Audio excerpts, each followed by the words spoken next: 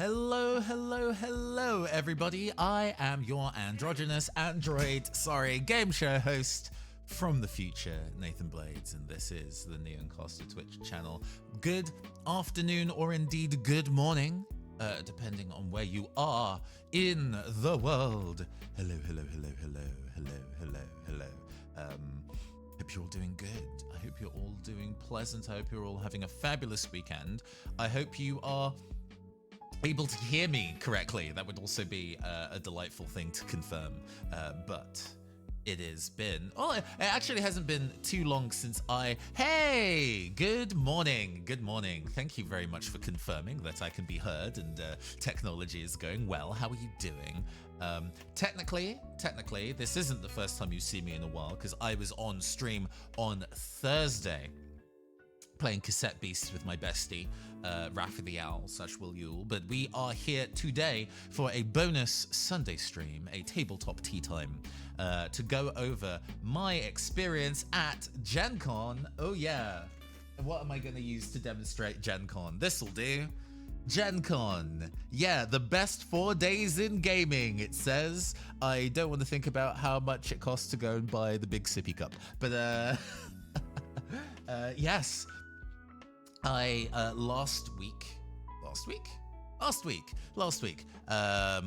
I spent abroad, my first time in the US of A, to attend the tabletop gaming convention, Gen Con. For a wide variety of reasons. I was there both partly for work, partly for pleasure. I was attending as part of my responsibilities as a member of the Campaign Skyjacks podcast to do a number of panels and live shows there, but also because I had never been to the US before prior. And I have many fabulous friends in the tabletop gaming sphere, either designers or like players or just general content creators who I've known for years, but haven't had the opportunity to meet before in person. And this was my opportunity to actually say hello and be like, oh my God, you're corporeal. Oh my gosh. So yeah, this stream is going to be maybe a shorter one of those. Where I just kind of go over all the stuff that I did, the people that I spoke to, show off some swag. I have a decent amount of swag off camera of all the bits and pieces that I bought. And just generally to, I guess, vibe and answer any questions you might have about the event. Have you ever been before? Do you have any questions what that kind of thing is like? All that good stuff. All that good stuff is going to be happening. But we'll do it with the handy cam, and it also means I get to reveal one of the first things. So we're just going to go right on over. Haha! And we're also going to go get some jams going. Hopefully, the jam volume is reasonable, and you can let me know if it's too loud or too quiet against my voice. But yes, I would say. Oh, also we've got. I got my nails done in the US for the event, and they are so chunky they're still intact like over a week later, so we've got the sparkly nails today. But yes, conventions I adore tabletop conventions. If you're familiar with the channel, a number of times I've spoken about UK Games Expo in the past, which is one of my favorite conventions in the UK, and I tend to do a whole video at that. And this is going to be sort of the same thing, but the energy of this being a US-based one, because I am based in the UK, certain things in the nerd hobby, if I wanted to buy, would incur an import fee. You know, shipping and handling, if not customs. And that can price you out of certain bits and pieces, you know? So, or just things that just wouldn't really be available online to purchase. So, a decent chunk of my spending was kind of like, oh, man, getting this in the UK would be a ball ache. So, this first thing, this playmat that we have today with this cool glitch art, this cool, very furry glitch art, done by an artist friend of mine, Jonathan Vare. who is a furry artist primarily, but also for a big stretch of time did a lot of artwork using the 90s kid-facing art package KidPix to do like glitchy pixel art works, and all of them are sick as fuck. So like I will wiggle the camera so you can kind of see what this looks like. Yeah. I just love that it's just a huge chaos of the various tools that the software had available to just build up this really vibrant texture that I do believe he then went into Photoshop and did some kind of like tactical layering and removing of some stuff to get it to the space. It's just so cool. Even though I am not part of the furry fandom, this art I think is somebody who's such a big fan of webcore and used this software when I was a kid. This design just speaks to me in that kind of way. So I had to get it.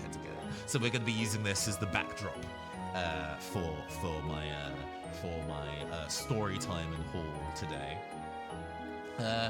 I don't get to go on holiday very often, or rather,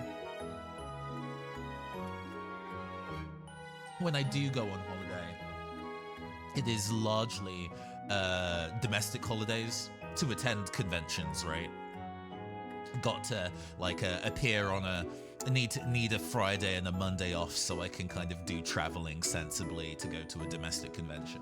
I don't really go abroad very often. There was a period of time where I was going to Prague once a year because I have family there, and then because of the pandemic I wasn't doing that. So even in that way I wasn't traveling overseas very much at all. So to go and do this kind of big trip to the US alone, in fact, was actually a little daunting for me, just a bit. I've taken like long trips alone before, like in 2015, 16, I did a week in Japan, in Tokyo specifically alone. And that was the first time I'd ever taken a holiday alone before at all. And that was a great time. It was a great time. A week didn't feel like enough. Because there was just so much to see and do in Tokyo, and I didn't really have an itinerary. But also, I lost a day because we did the layover in Beijing, and there was a blizzard upon us landing, and it meant that a whole bunch of flights were like cancelled, so I lost a day. And that was like the only other time I'd taken a major holiday alone, so I was nervous. I was so nervous. Not necessarily I like for the first time. Oh, hi, hello. This year for Christmas. Hello. Hello, surprise. I will raise you in my ears. You're a tiny, quiet voice in my ears. It's like, oh, who is this mouse? Who is this mouse that has joined me? Hold on. Bumping you up. Hello, Rook. How you doing? How you doing? I'm doing okay. How are you? Yes, I'm good. I'm still almost a week later, still faintly jet lagged. Hello, Chaotic Wholesome. Good morning where you are in the world. Thanks for joining us. I don't believe you were able to attend Gen Con this year, so I'll be able to vicariously talk about the event in your stead. So I was interrupting you because I was caught by surprise, Rook. You were talking about you having traveled alone before? Oh yeah, I was just kind of like commiserating with like kind of like the fear of traveling alone. Like I just went to Paris, so it was just like the Eurostar. But even that was quite daunting, like making sure I had like everything on me. For sure. It was, to be honest, the big fear was like visa and my sorting my visa and my customs. I jumped through so many hoops because you have to specifically get a visa to go to the US, right? And initially, I applied using the method that gives you like several months visa access, like you were going to stay there for a period of time. And to do that, there is a huge backlog on actually being able to get the pass. So they were like, oh, we'll be able to see you for your pass in November. And I'm like, friend, that is too late. I can't do that. Oh yes, we got the nails painted in advance of while we were out. So I know they're still there and shiny. So eventually it was like, oh, can't do that. Oh, fortunately there is like a 90-day visa called an Esther. Great, we'll do that. But because I was so panicked And when you go into Google and search for like an Esther application form, what it gives you is a third-party, almost a scam, where you pay, I want to say like it costs like $20 to apply for an Esther using the government website. And they charge like 60 to 80, and they'll do it quote unquote for you. So you do get the Esther. It is a legal one that you can use, but they kind of prey on people who don't know how it works. So I spent a large amount of money just to have the ability to go to the US in the first place. So I was stressed the entire time, assuming, like worrying that something might still go wrong, even though technically I have all the paperwork and all that kind of stuff. But when I was actually on the flight, like, you know, once you're in the metal cube, you stop worrying quite as much. I guess. Yeah. But yeah. We had actually, just to keep the cost down, and because the other members of the Campaign Skyjacks podcast are largely based in Chicago, I was in Chicago for a couple days, staying with James D'Amato in his house with Project Falcon, his 1.5-year-old now kid, and partner Mel. And they were a delight. Hopefully I was a conscientious house guest. But we went to kind of like a Louisiana kitchen restaurant to be able to, so I could see the other members of the Skyjacks cast in person for the first time. I'd met James previously because he'd been to the UK before for Thought Bubble. And at one point, Johnny O'Mara had taken a holiday in the UK, so I was able to catch up with him one evening. But let me summon the picture. Whoa! Let's make it a little bigger as well, so you can see it. But we took a group picture with all of us.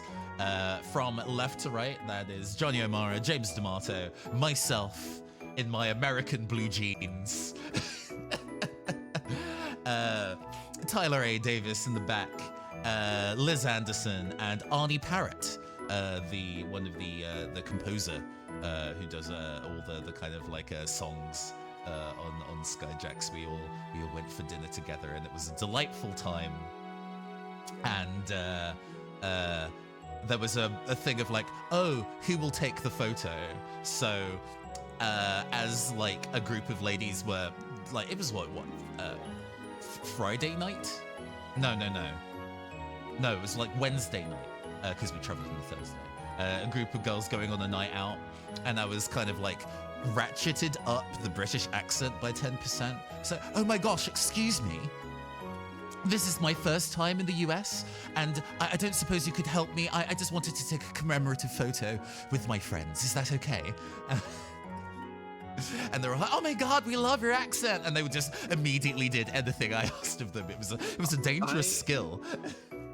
I got laughed at by a waitress in a Denny's because I asked her where the loo is. And I was just like, okay, you can have this one. That's fair. Yeah. They don't want casual British. They don't want like MLE or like Cockney or like regional. They want RP British. They want like Parent Trap British. They want Paddington 2 British.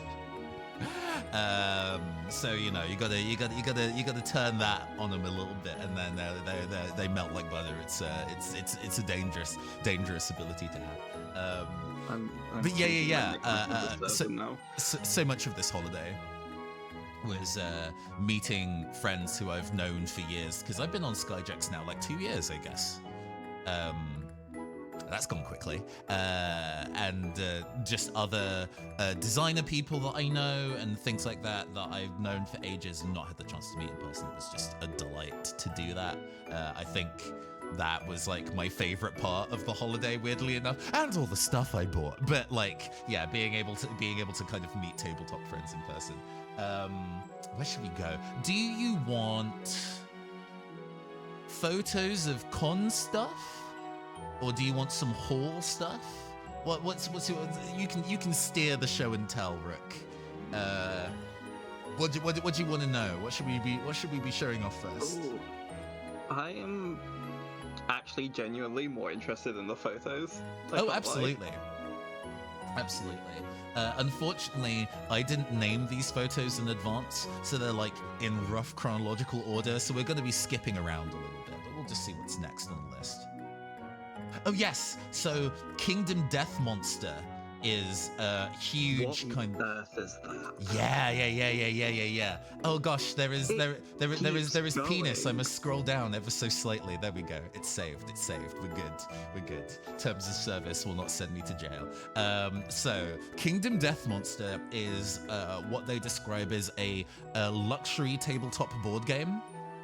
It is it was like one of the first big box Kickstarters. You know that there's the kind of like trend of a board game that has 1 billion fucking pieces and 200 minis, and they always make like 2 million every time?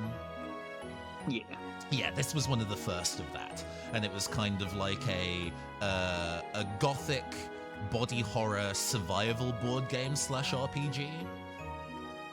And it came with some really beautiful miniatures, but I feel like calling this a miniature is a choice. Yeah, this is a maxiture or something, I don't know. This thing definitely stands,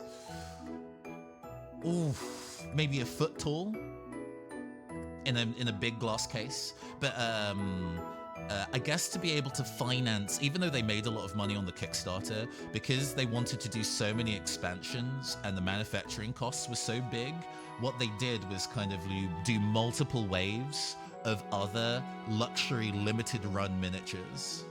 And when I say limited run, I mean like under 1,000 pieces per, often. And released them on like a web store that people could buy, and that kind of financed them doing more and more and more. And so it's now, weirdly enough, the people who backed the Kickstarter back then still don't have everything.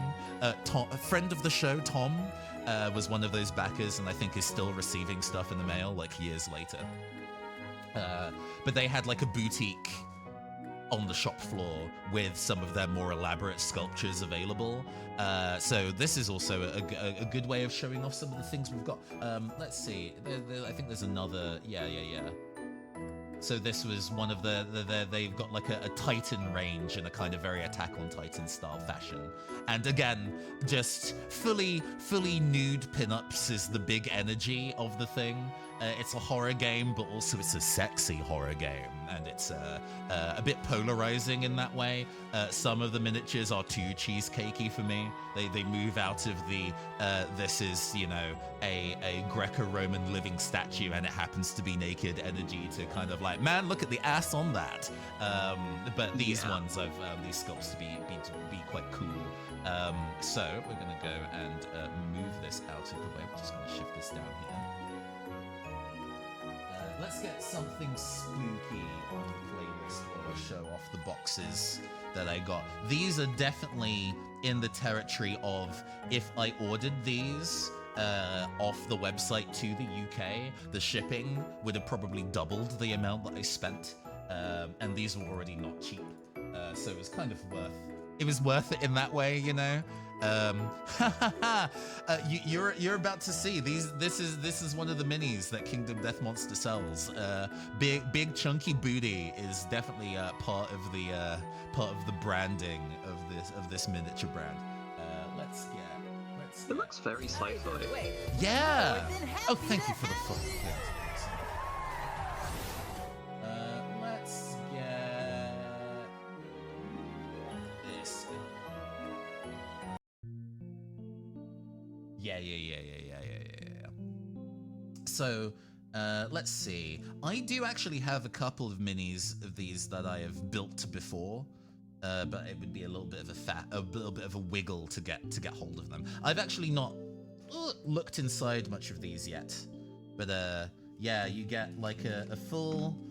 Most of the time, the limited runs gave you resin miniatures rather than hard plastic. So this is the style that you could use plastic glue to put them together. I mean, you can already see the cake on on this lady, on the sculpt itself. These also stand quite tall. They definitely stand a lot taller than your kind of like standard like Warhammer character.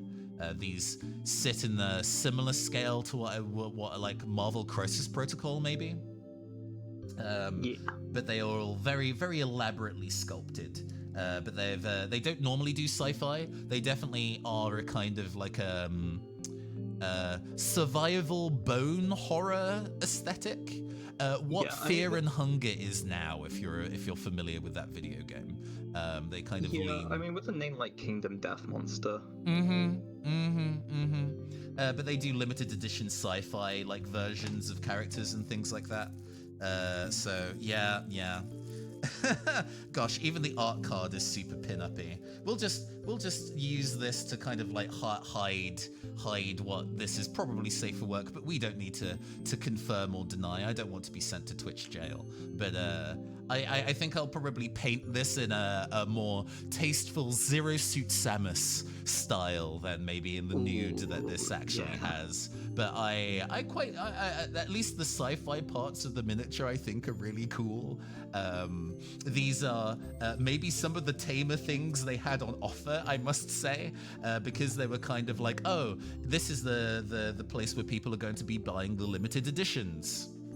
And the limited editions are the saucier ones, so I had to buy the tamest of the saucy miniatures, I suppose.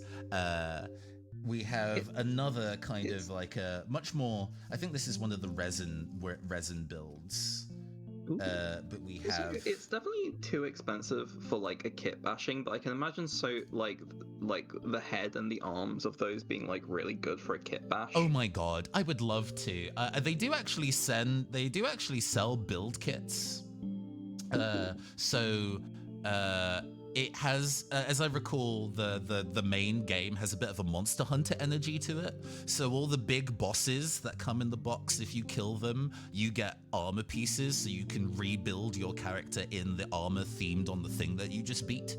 And they actually have full, like, this sprue can be built like 4 or 5 different ways style kits.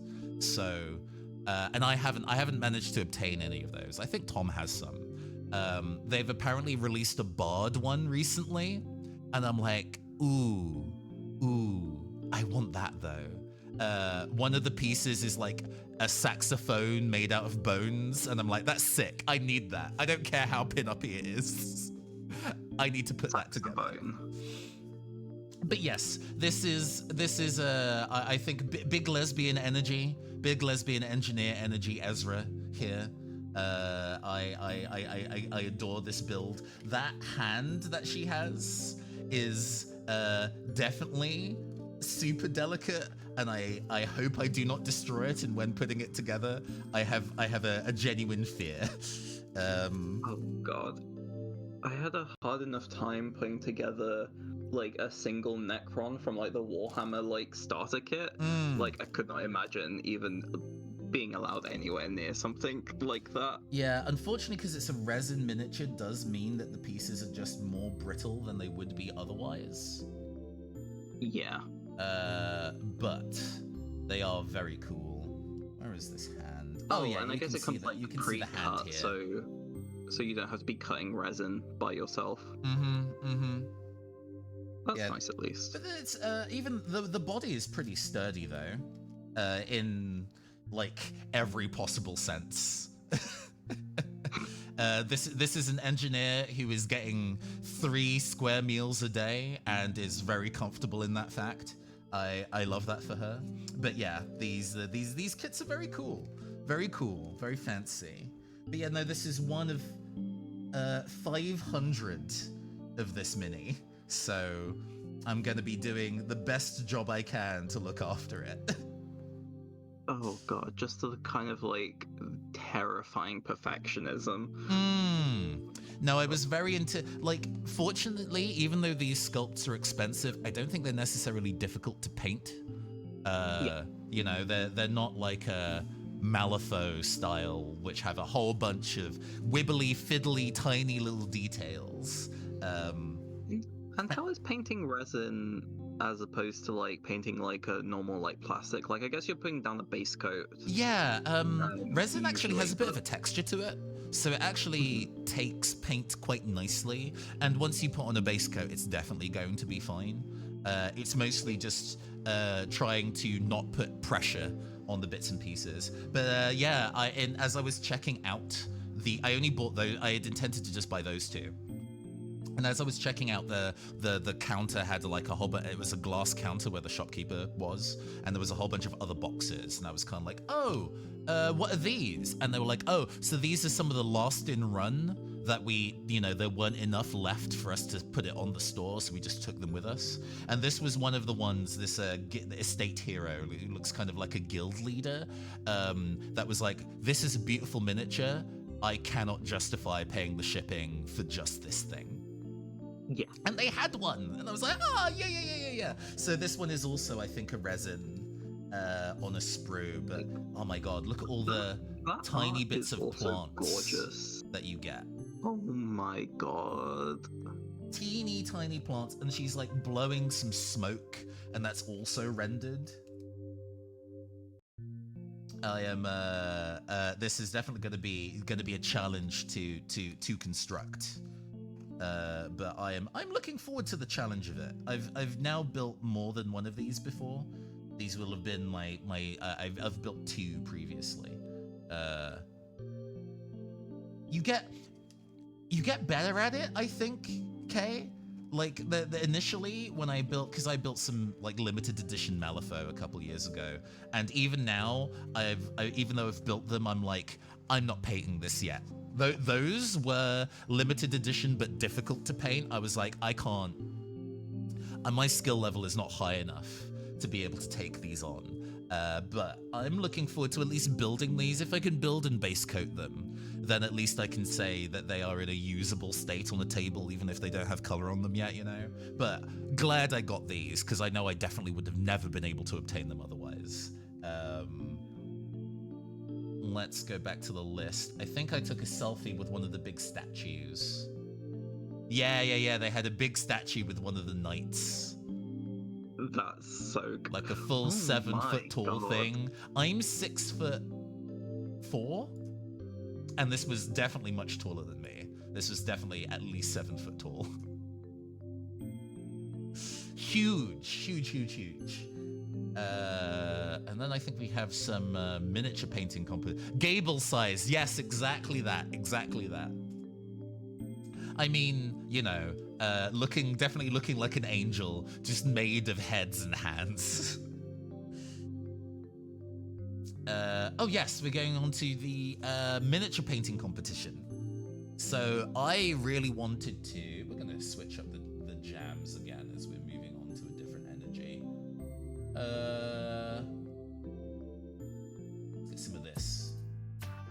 Nice. So in my bid of trying to do as many things as I could, I had a look through.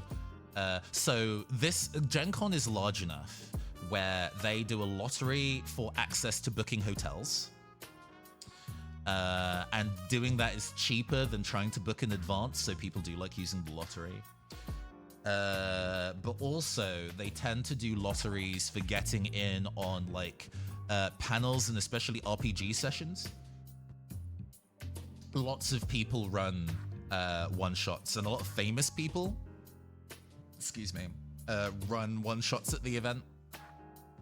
And Will and I and mutual friend Joe were like, okay, we'll all see if we can get in on a session together on the day that like booking for games kind of went live, and we didn't get it at all. It immediately went. And so I was kind of internally was like, oh shit, clearly most of the kind of panels and events and stuff are booked in a way that I will never be able to attend them. We're just going to have to kind of contend with that fact.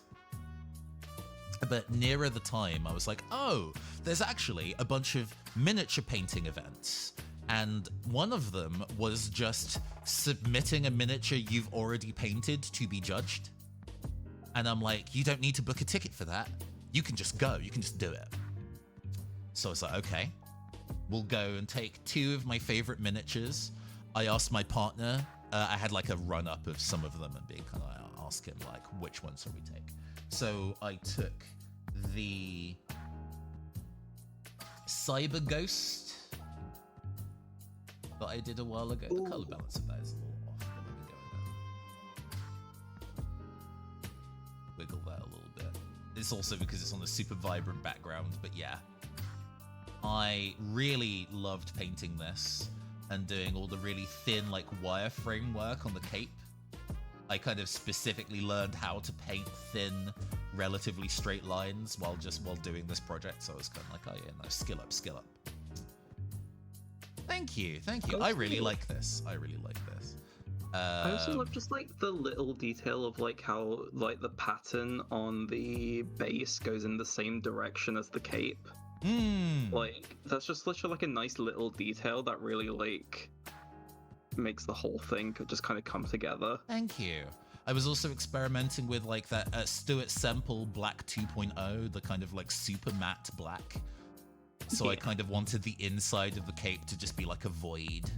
We're into quite bright lights, so we can see some of the detailing of the inside. But yeah. There was like a kind of like, oh, you know, matte versus gloss, neon versus black was that kind of thing, was my experimenting for this. And so I submitted this in the kind of like single painted miniature category, but there was also a kit bashing category. So I submitted the Angel of Media that we built and painted on stream like the other month, which I'm still super proud of. This is one of my favorite miniatures. I've since done some additional polish on it to make sure it's finished.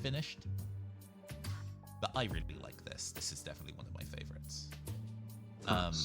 So rad.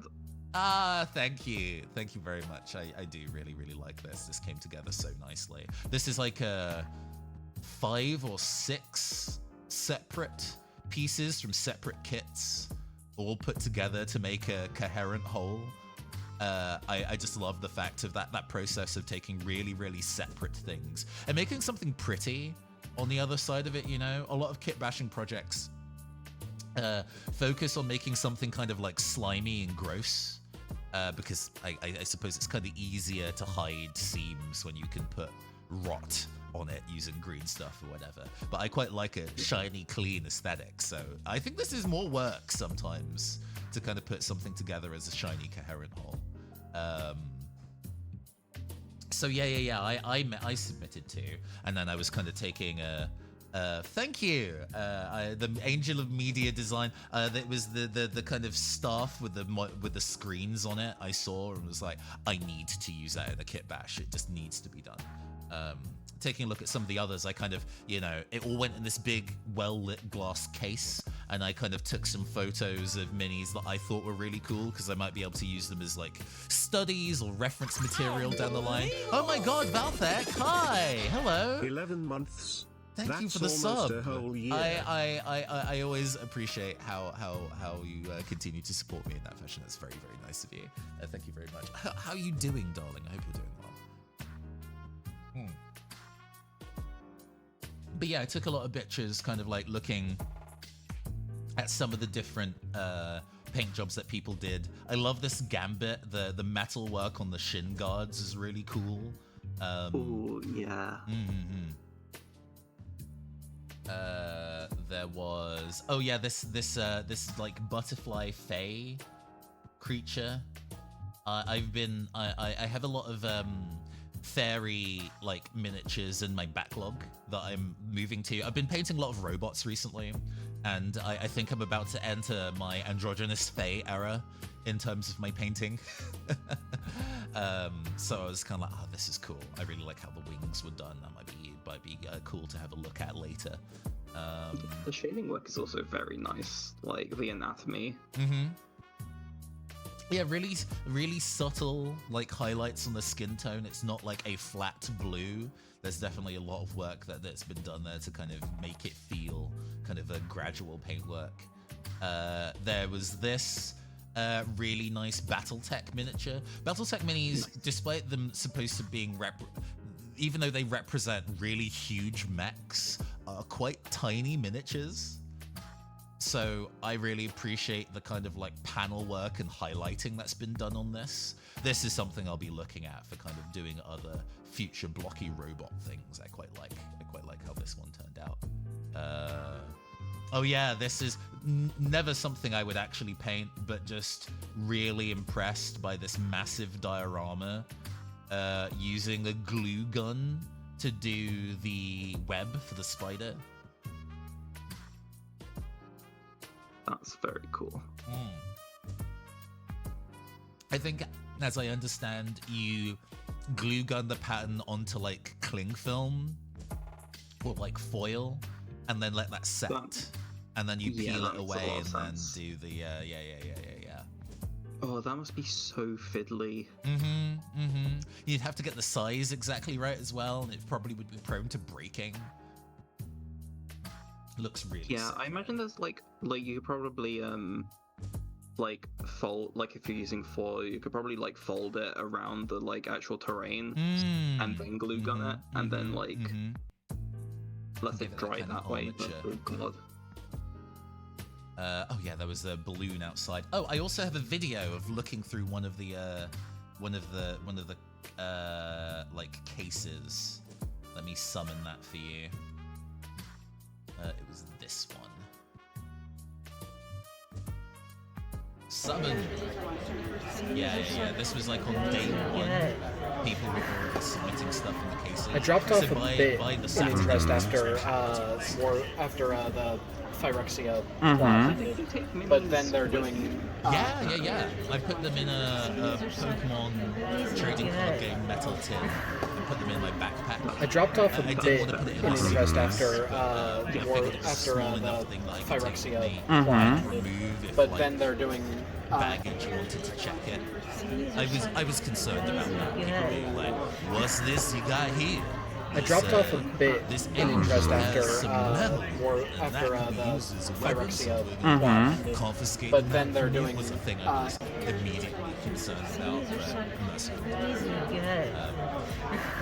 But yeah, there was lots of different. I dropped off a bit so in interest after you could submit one miniature per category. I submitted for the single but then they're doing and the Kit Bash category. But there's also a bust category, a diorama.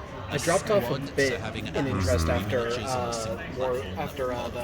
Phyrexia a large category, so that's what the you can see. There's like a Dark Souls monster on the bottom row. I dropped off a bit in interest after the Phyrexia but then they're doing I can't remember what it's called, but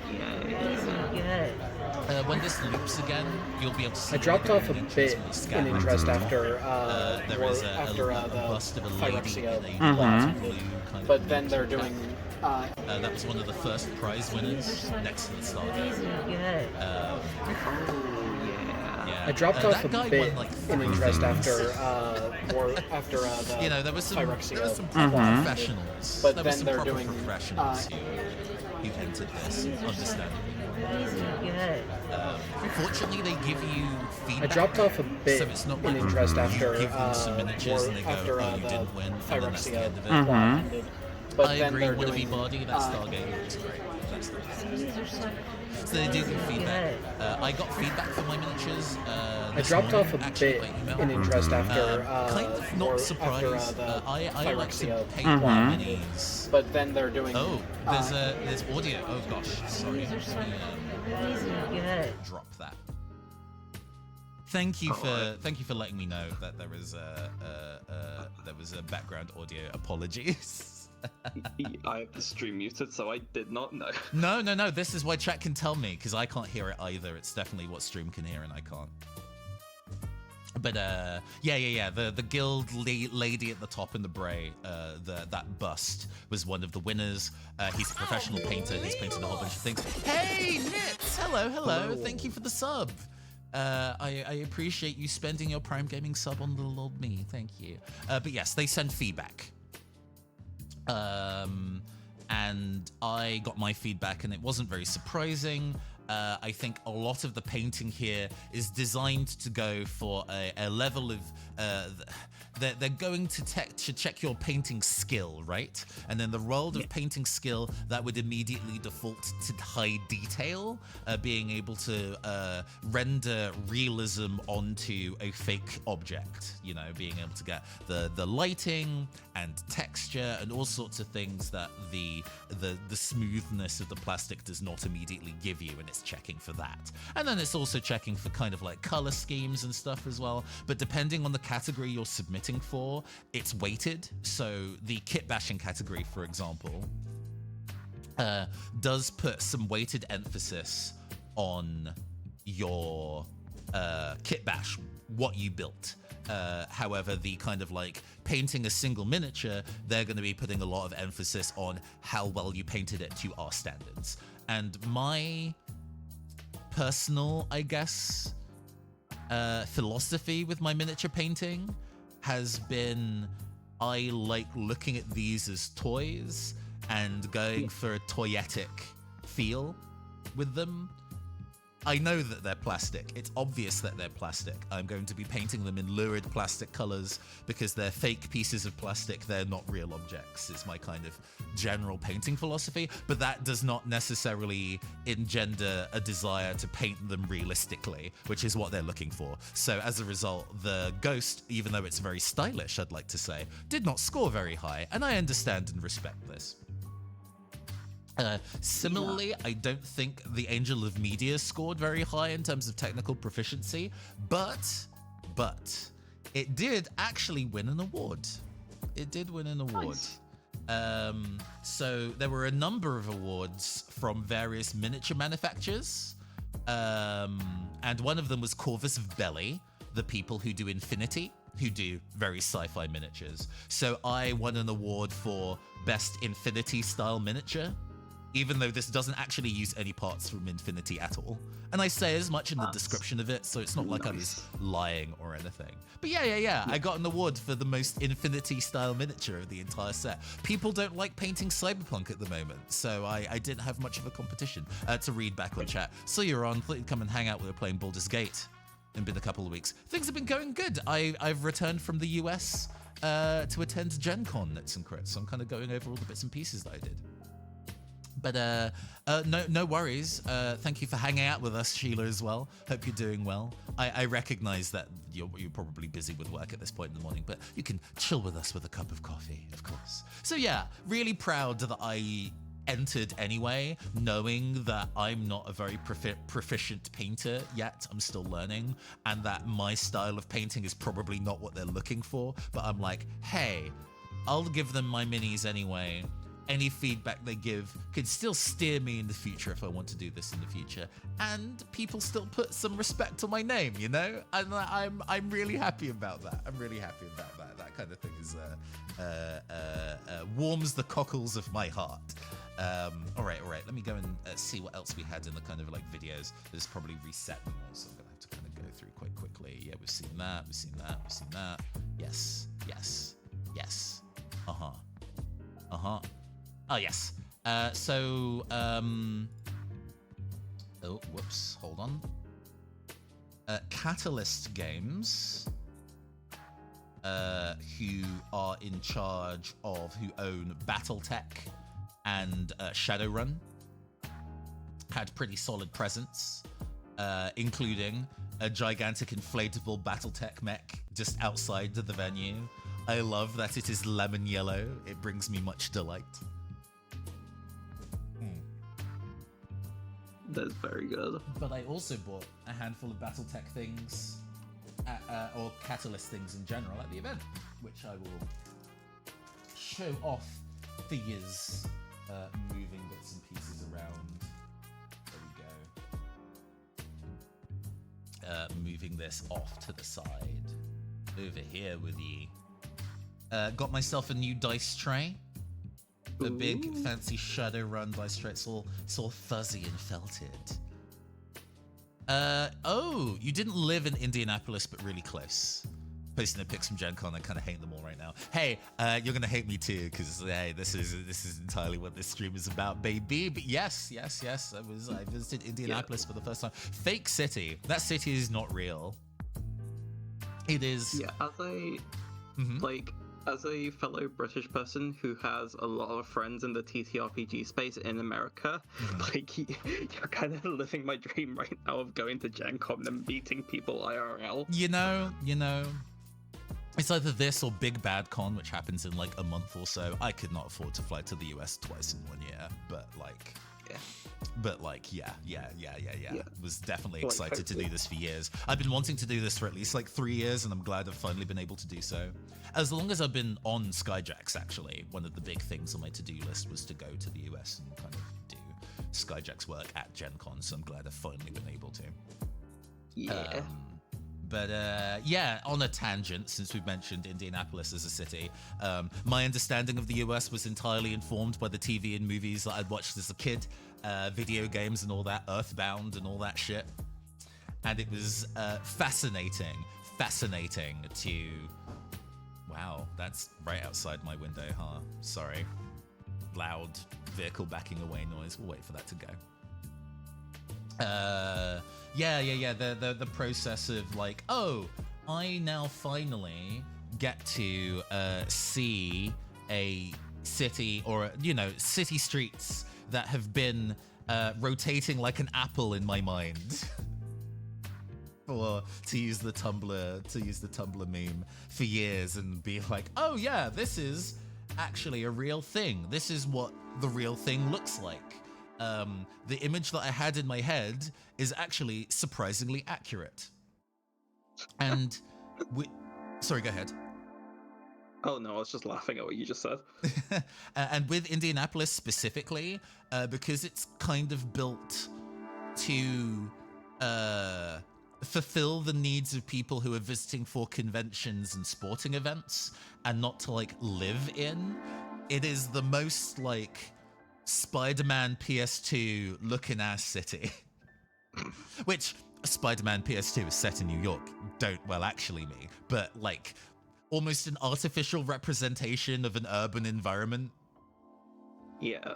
No, I get what you mean. Right down to, at one point, I tried to find like a convenience store to find like, bottles of water and snacks. I'm just gonna close this window. I'm so sorry.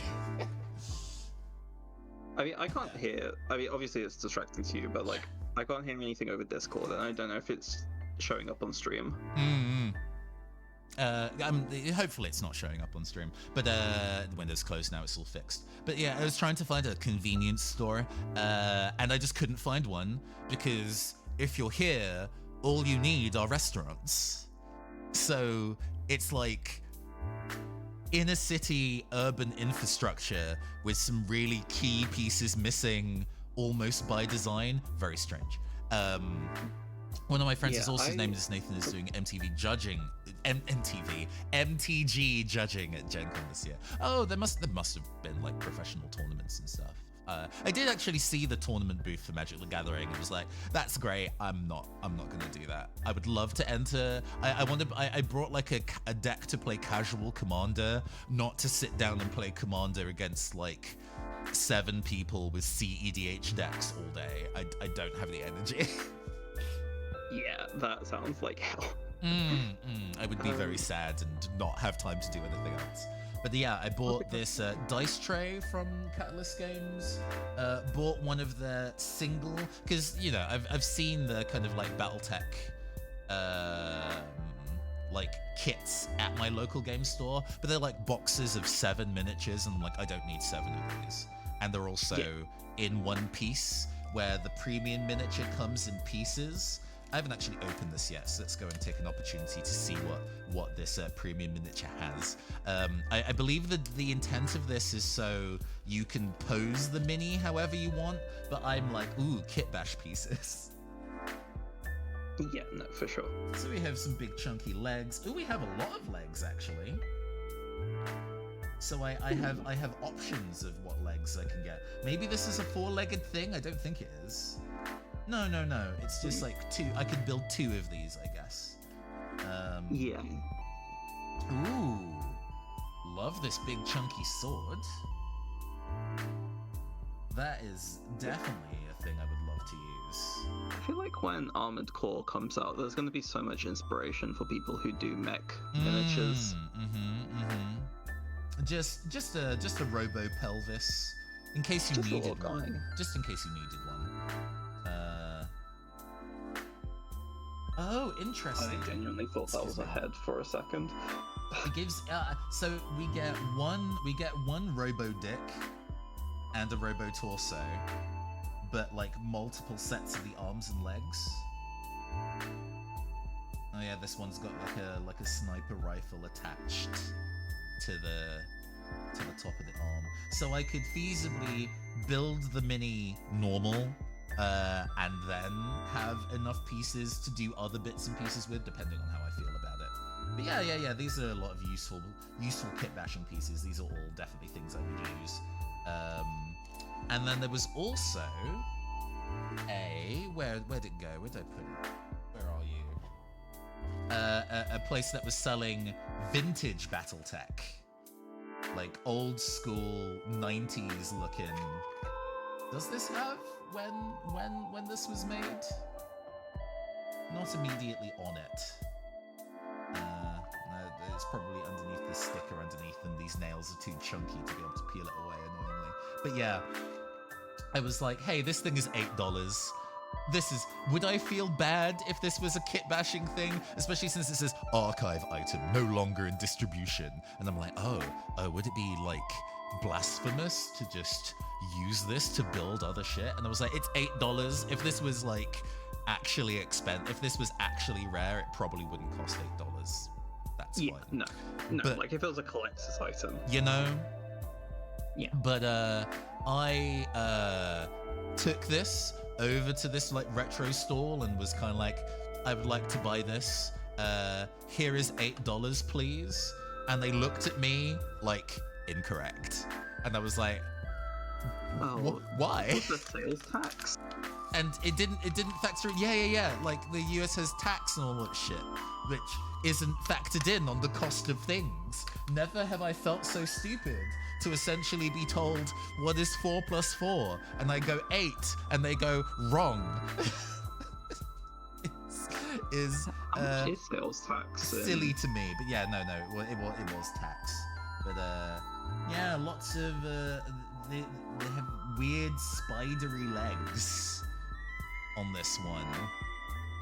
I'm also laughing at your description of Indy. It's really true. Me and my mom used to go there to go shopping and stuff, girls' day out kind of thing, because it was so much cheaper than going to Chicago, and we hated how you had to go all the way to the edge of the city to fill up the car because there's nothing downtown. For sure. We actually drove from Chicago to Indianapolis. It's a 4 hour, like 3.5, but we're in an electric car. Oh, it's like a robo dog. Weird. So you're kind of putting in these legs like that or something. Fucked up. What a fucked up dog. This is bizarre. All right. It was $8.89 after tax. Yes. Yeah. Thank you for doing the calculation in post. But yeah, this looked weird and strange, and I was like, I can't quite see what's in the package, but I do see one of these weird disaster legs, and I'm like, I'd use that on just a normal character. And since it's made of metal, it's quite easy to bend. So basically, kit bashing pieces for me, kit bashing pieces for Nathan. I will be using these in future. Mysterious cackle. Okay, what we got next in the photos? Oh, yeah, some more of the I think on the Saturday I took more pictures of some of the stuff that kind of came in. This kind of battle squad of little beetles back there. This little cyberpunk diorama. Oh yes. One of the things that we did at the event that I was, I guess, contracted to do was go and do a how to play Illimat session with James D'Amato. For those who do not know, Illimat is I guess I would say fake board game. Would that be fair to describe it, Rook? It's a very real board game. It's real, but it's fake. So there is a band called the Decemberists who are like, oh my gosh, you were one of the people who played with me. Oh my gosh. Do I have your name in my head properly? Are you Gavin? Do I have your name right? I'm so sorry if I forgot your name properly. Please correct me. This is so funny. Eric, oh my god, I'm such a fake. I'm leaving. The stream's over. A fan interacted, and Eric was so kind and so sweet. I'm gonna blow your ass. I'm gonna blow you up, Eric. Hold on. We're getting to it. The story is imminent. Anyway, the Decemberists. You have to stay tuned. While I'm incredibly complimentary about you, Eric. So, the Decemberists are a band. They're like a folk band.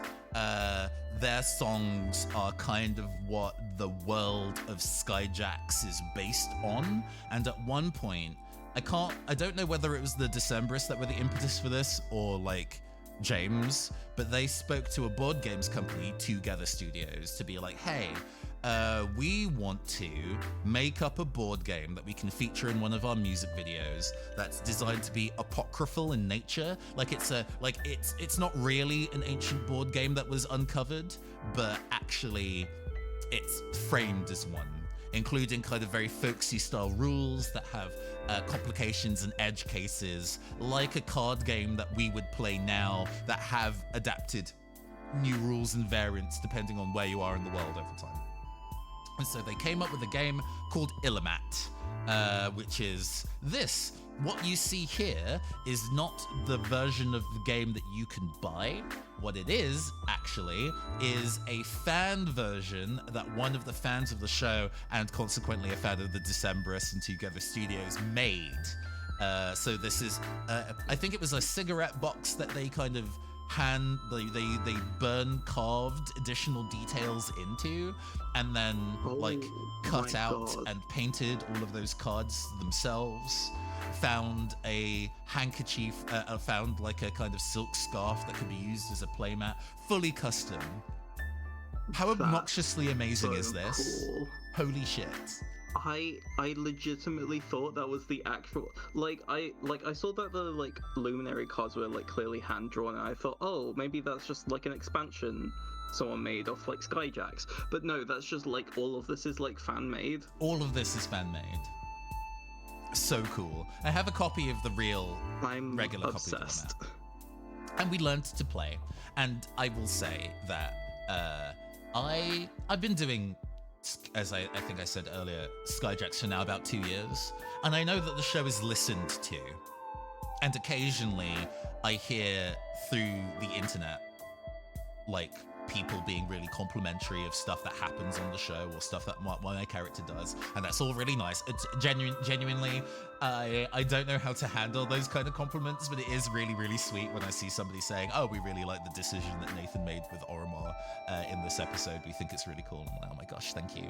I'm glad that what I'm doing is not fucking up horrendously constantly without cease.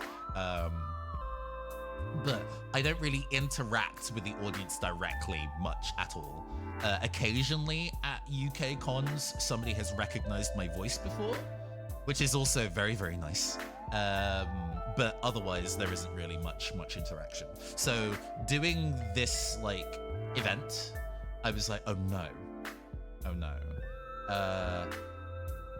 I know that those parasocial relationship horror stories. I'm sure everybody who listens to our podcast is incredibly nice and not that, but you don't know, right? Yeah. So go ahead. No, just every time I'm listening to Skyjacks, I'm just kind of holding back from being Nathan, holy shit, because I'm kind of that feels like a boundary that I don't really want to cross. No, if you listen to an episode and you think something cool I did, Zab, you can absolutely tell me. I'd be more than happy to hear it. That's perfectly fine. But also, this was before you joined Skyjacks, but Skyjacks was the podcast that got me into indie games. Yeah. I mean, I see it. especially considering how James's earlier career prior to Skyjacks is, right, with the kind of one-shot podcast and all that. Yeah, it was kind of like Skyjacks, and then through the one-shot network into Asians Represent, and then through Asians Represent into, wait, people make games about race? Like, people can play characters of color? For sure. Yeah. But yeah, it was kind of sitting in the back of my head as an irrational fear, in the same way that I was expecting to be hauled back to the UK by a TSA agent for putting a tabletop miniature in my backpack. Yeah, fair. You know, it's an irrational concern, but it's still a concern. And then, in addition to Eric sitting down with us, 2 other people did. And they both knew each other and both knew Illimat really well. So they took it upon themselves to teach us it. But clearly, they took on the kind of folk element of Illimat really to heart and had learned different, like, local rules from each other, and spent most of the time, instead of asking me personal or awkward questions, arguing over the right way to deal cards at the start of a round. That's so funny. And I was like, perfect, you've made my life so much easier. You've made my life so much easier, because I no longer have to fear there being any kind of awkwardness. And in general, across the weekend, everybody was super nice. There was maybe one person who was maybe more intense than I would personally know how to handle, but was still nice about it and not invasive, you know? Yeah. And it was kind of like, hey, that's really intense. Please slow your roll. I'm so glad that you're really happy. And then it was kind of like, okay, our boundaries have been established, and that was the end of it. It wasn't anything more than that. But yeah, otherwise everybody was super, super, super nice. I noticed they even set up their own set that way. Yes. So the person one of the 2 people was kind of like, when we deal the cards, we don't flip over the middle cards of each of those 4 quadrants, so the players can flip them over to represent the start of the game. So they've even dealt them that way. It's so specific. Hi, Captain. Hello. Welcome. Good afternoon. We're going over all the rad stuff we did at Gen Con the other week. But yes, it was a fun time. And after this event, Eric, who is a darling and a sweetheart, came up to me and to James and was kind of like, if I can remember the correct wording, thank you so much for doing the show. Your show is a regular part of our household, so I wanted to give you something that was a regular part of our household to you. And they're based in Louisiana, and gave me like Louisiana spices and sauces, and I am fucking overjoyed. Oh my god. Yes. Oh my god. Pecan garlic sauce. Yo. That is the sickest thing I've ever heard. I haven't used this yet because I wanted to obviously like keep it sealed, lest I go and like put garlic sauce all over this playmat. Yes, so good. I'm so excited to use this. Me and my partner both like making gumbo and jambalaya, and can't wait to use this shit. And you gave me some like pecan cookies and some stickers, and just generally super nice of you. Thank you so much, Eric. You are an absolute sweetheart. You had multiple bags as well for all of the crew, for all the cast, so they've all got Hey, yes, thank you very much for gifting the sub. You deserve the sub. You deserve the sub. RJK Games gifted a tier 1 sub to Spy. Somebody gave me a piece of lapis lazuli as well, so I now have an Ocus. For me, when I play Illimat, I can use this as my Ocus when playing now. I got fan art of Captain Oromar as well. It's on printer paper, so it's a little dark. I signed a copy for them as well. But man, king shit! Look at the nails. The nails though. Devil's Walking Stick put this together, and another one of when Oromar like blocked a sword from the Mariner in Bujanith. I need to get these like framed. Somebody did like a live draw in one of the live shows. They did a live drawing of Oromar fighting the Mariner, which again, so sick. I love this. I love this so much. I can't. Like, he looks like LeChuck from like a crossover between LeChuck in Monkey Island and the squid pirate guy in Pirates of the Caribbean. Davy Jones. Davy Jones, thank you. I've not watched any of those movies in over a decade. Leave me alone.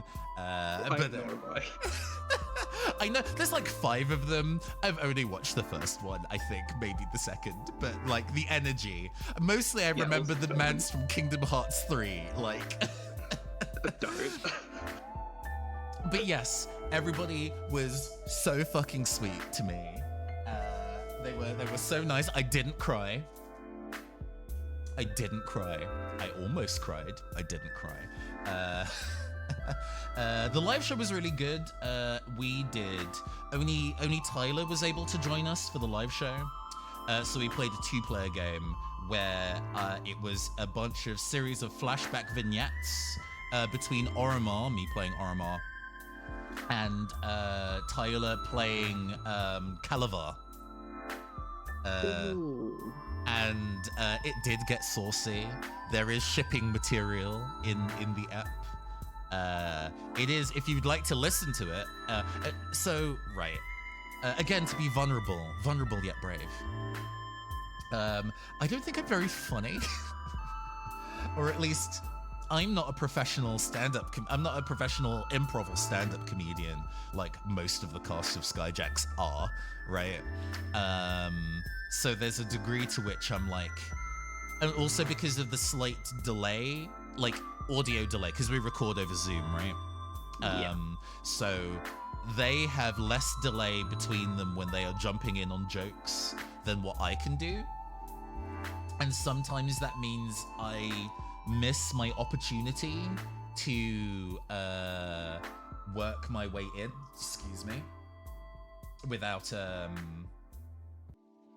without kind of like stepping on somebody's toes.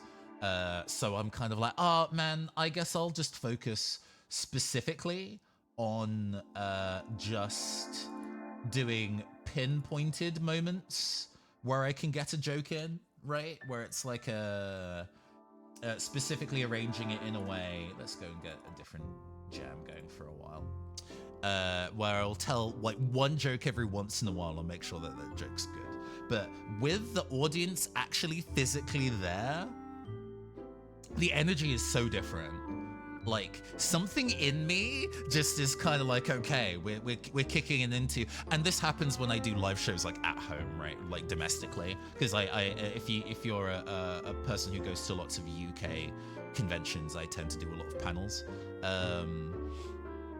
And this like Jekyll and Hyde, the game show host side of me does actually kick in, and I am much more on telling the jokes and bantering with the audience while stuff is being set up, and kind of like being more Johnny O'Mara than I normally would be on like a record, right? So I'm really happy with how that live show went. I think Tyler and I had some really fucking good banter and back and forth in it. There was a moment, because Oromar's backstory is that he essentially worked with the I'm trying to think of the right word, colonialist force for a while. The Red Feathers in the setting, you know, historically he was with the Red Feathers and realized that, hey, colonialism bad, and they're defective, and now defected from them and now kills them on sight. In Minecraft, don't throw me in jail, Twitch. So one of the flashbacks was during that period of time, and I kind of put more of an RP tone and wording onto my dialogue as that, in that kind of stage of my life. And Calavar at that stage was kind of like, and you're speaking like them as well. Like, can't you hear yourself? And I kind of went back, code switching hasn't been invented yet. And I I'm a genius. I'm just smart. I'm just fucking smart. No, but I don't know. That kind of clapback is not something that I think I would have done in a recording, but in a live show, for some reason, there's just the permission to do that style of goof that just wouldn't be a thing I would do otherwise. You get me? It was a good show. It currently needs to be edited. And we didn't actually finish the entire play session. Next Saturday, I need to kind of record the last couple scenes with Tyler. But it will be on the on the One Shot Patreon. So people who are One Shot Patreon subscribers will be able to get the episode at all. If you weren't able to attend to the live show, you will be able to get it there. As I understand, the fan Discord for Skyjacks, people have been posting spoiler barred spoilers for the event, but it's all lines from the B movie. None of it is actually spoilers at all, but driving people absolutely insane, fake talking about what has actually happened in the live show. So so funny. That is a little snippet for those who didn't attend the live show and the episode isn't out yet. That is one of the things that occurred, but it was so good. And the fans are so sweet, and I'm so glad to have been able to have met so many of them. And I hope to kind of consistently be your captain. You know, this is the idol anime side of this biz kicking in, right? I hope I can continue to meet your expectations as a performer as we continue in the space. I hope I continue to entertain and tell you a very good story with Captain Romar, because the love that you give back to me makes it all worth it, right? I really appreciate all of you who've been just generally so nice, both at the event and in general. It makes it worth it. What's next do we have? Oh yes, I got to meet Mike Pondsmith, the creator of Cyberpunk. Oh my god. I was not expecting to, and was so happy I did. So,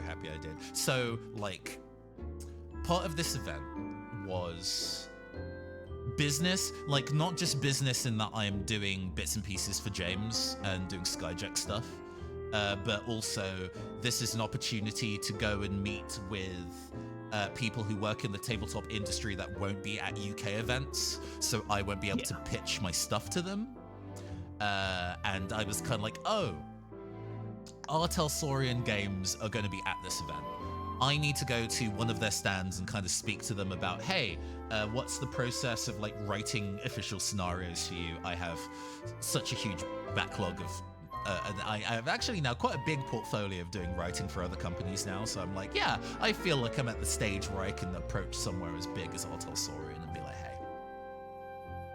The first time I attempted, I went to their kind of booked gaming hall. So they had a room dedicated for people who had booked for sessions of Cyberpunk Red. And I was kind of milling around because there was another influencer who was already having a chat with them. And one of the people there picked up a deck of net running cards, when you're doing the net running hacking mini game in Cyberpunk Red, and was kind of like, oh man, this brings me way back. It's super nostalgic. You know, I loved the old school Netrunner. And me, idiot that I am, piped up and said, hey, did you know that there is a fan community that is keeping the game running and they're continuing to make some really cool stuff as the Netrunner card game? And I was cut off mid-sentence by one of the people on the stand who was like, I have to pretend that I didn't hear that. Yes, Null Signal Games, indeed. Null Signal Games is continuing to... Right. I remember you telling us about that. Yeah, I posted it on my Discord, being kind of... Somebody interrupted, was kind of like, I have to pretend that I didn't hear that because as it's a third-party run thing, I would, if I knew it was operational, have to intervene and shut it down. To which internally I was like, I understand, but that's not very punk of you, is it? I understand that you have to be pull marketing, but also bruh. And then, and I understand why he did it, but it also made the conversation like immediately awkward. So it was kind of like, and then it was like, do you actually want anything? And I was like, I was prepared to strike up a conversation about writing for them and things like that, but I was like, I'm not so much on the back foot as I've already made your job difficult for you today, and I don't think you really want to speak to me. So I was just kind of like, oh, I'm just looking, it's fine. I'll come back later if there are any open spots for the games. And they're like, yeah, whatever. I'm like, okay, cool. And they wander away.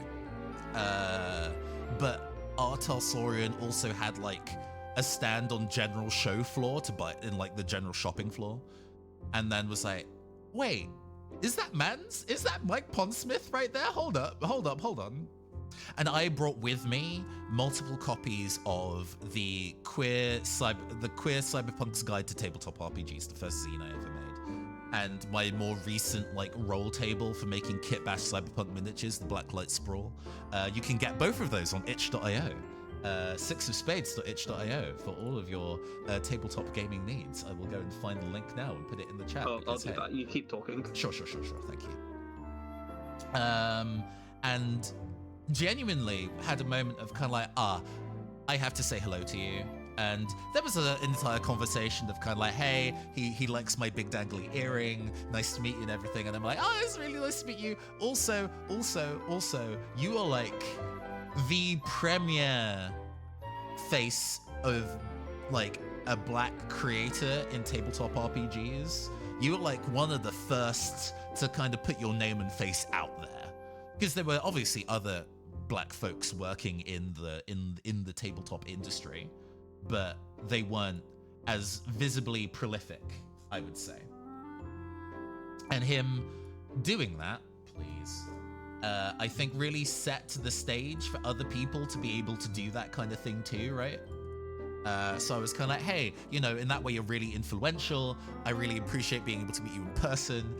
Can I take a picture? And then also kind of like, what is the process of writing for Artal Saurian? Because they've got like splat books for Cyberpunk the anime, like coming out soon.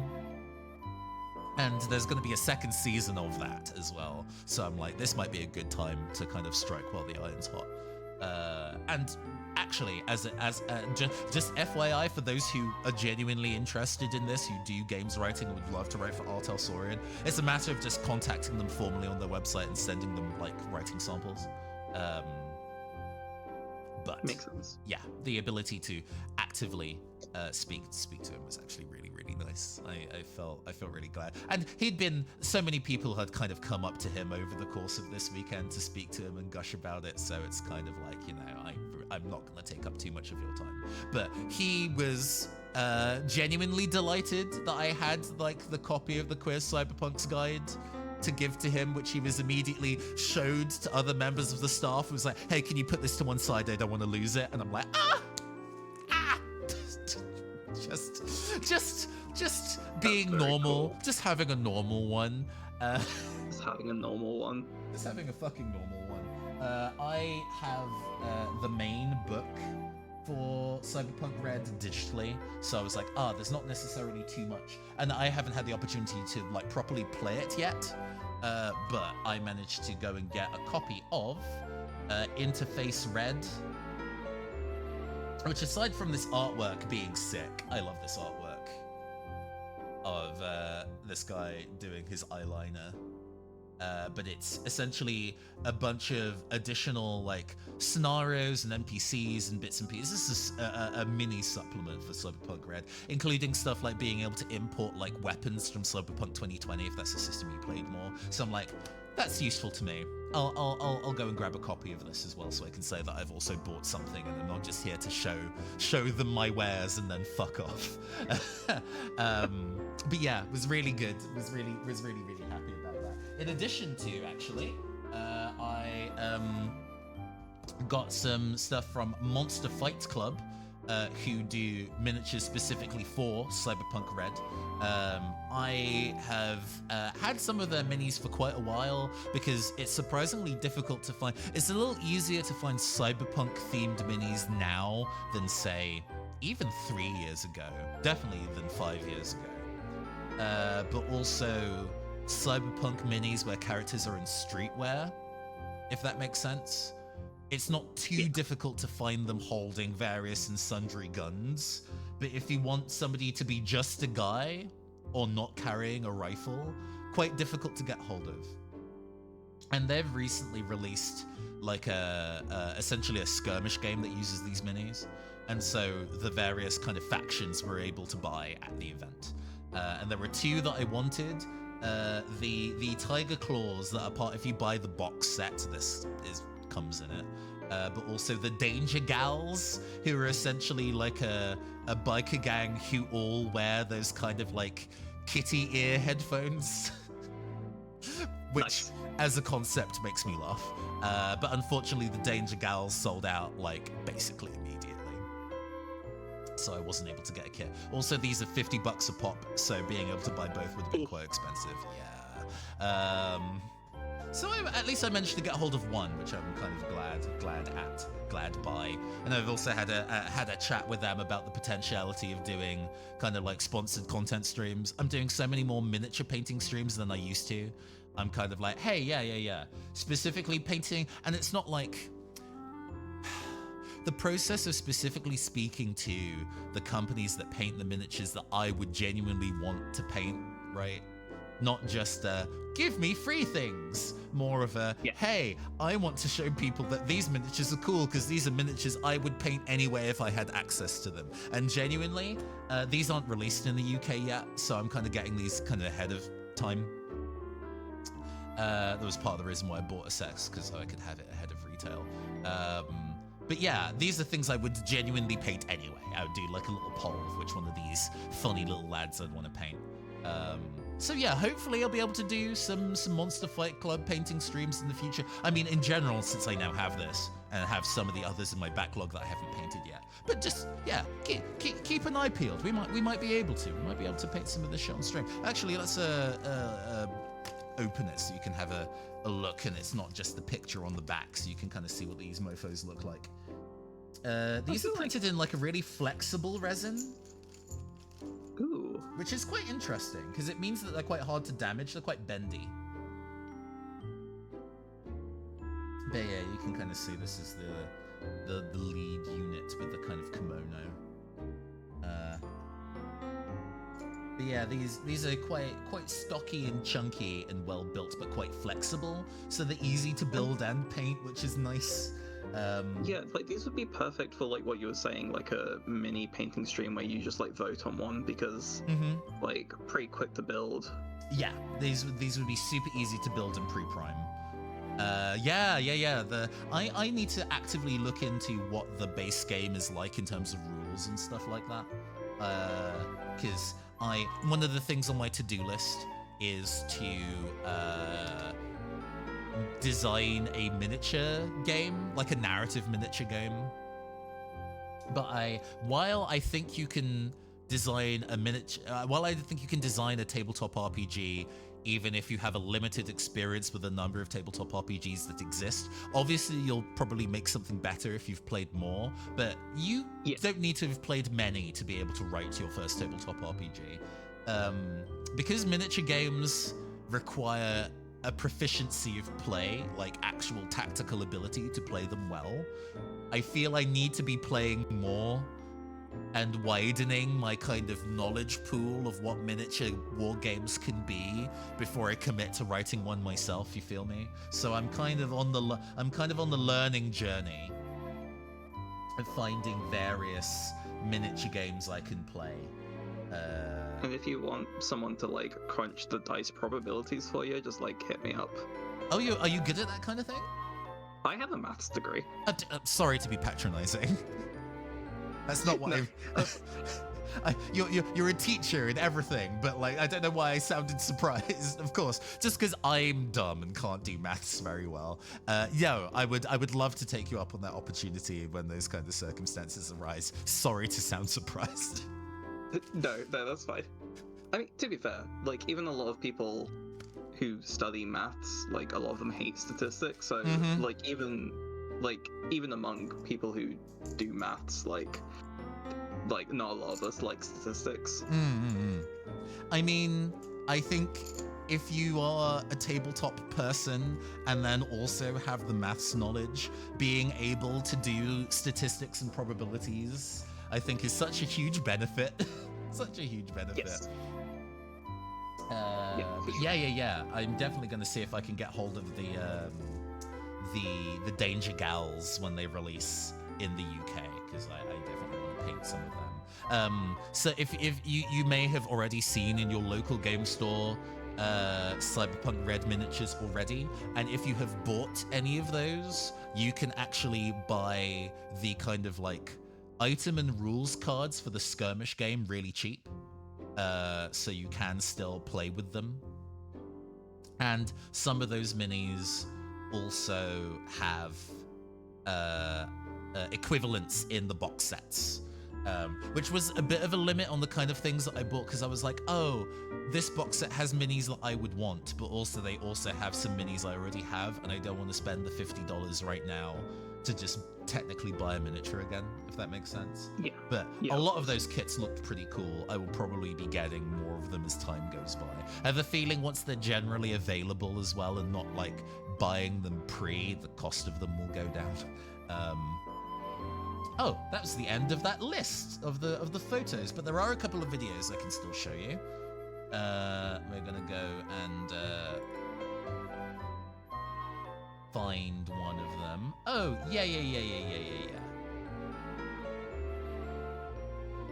There was this shot of one of the things that they do at Gen Con is they do charity drives.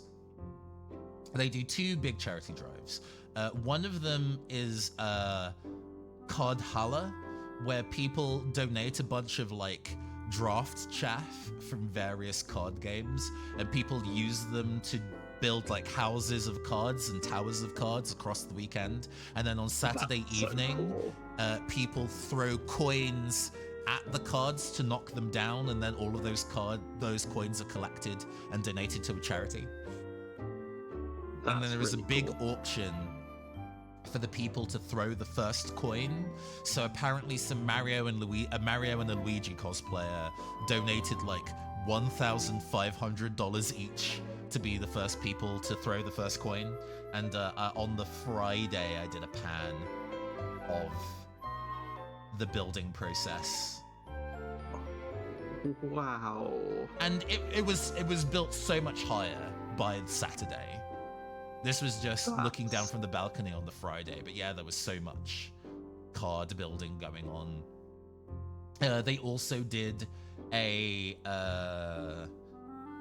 big balloon sculpture of the lunar landing, and that was across the entire weekend. And then there was an auction to pop it on the Sunday. Just a big sharp spike on the end of a long wooden stick. And then somebody donates money so they can just go ham. Silly. So silly.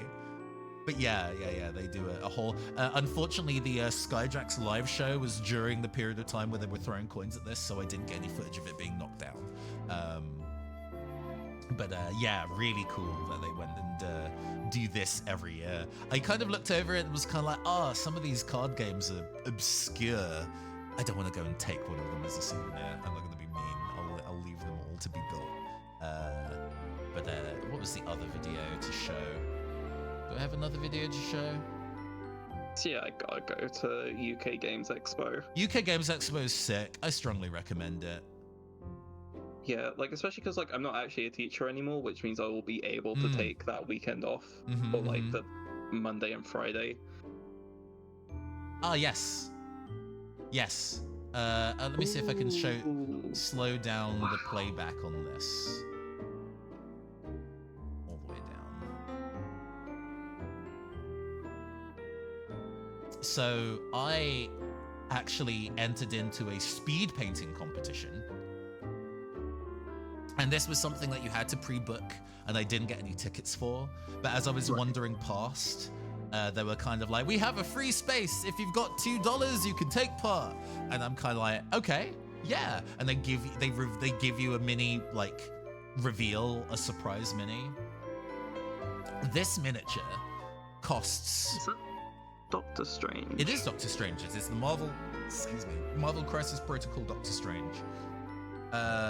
This mini costs, I think, 30 quid to buy. My God. It's in a box of 2 minis, and they're quite luxury. So okay.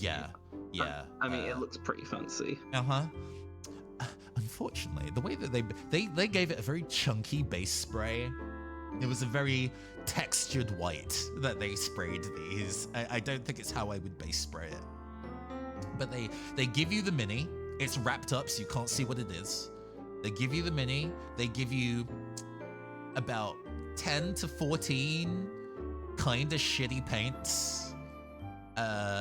None of them pure toned, so it is an off blue, an off red, and an off yellow. Like, it's not a pure one, it's slightly desaturated. And 2 absolutely garbage brushes, and give you 45 minutes to go paint him. Just have fun, just paint him. Just go ham. Actually, looking through this sweep, I wanted to see where my mini is.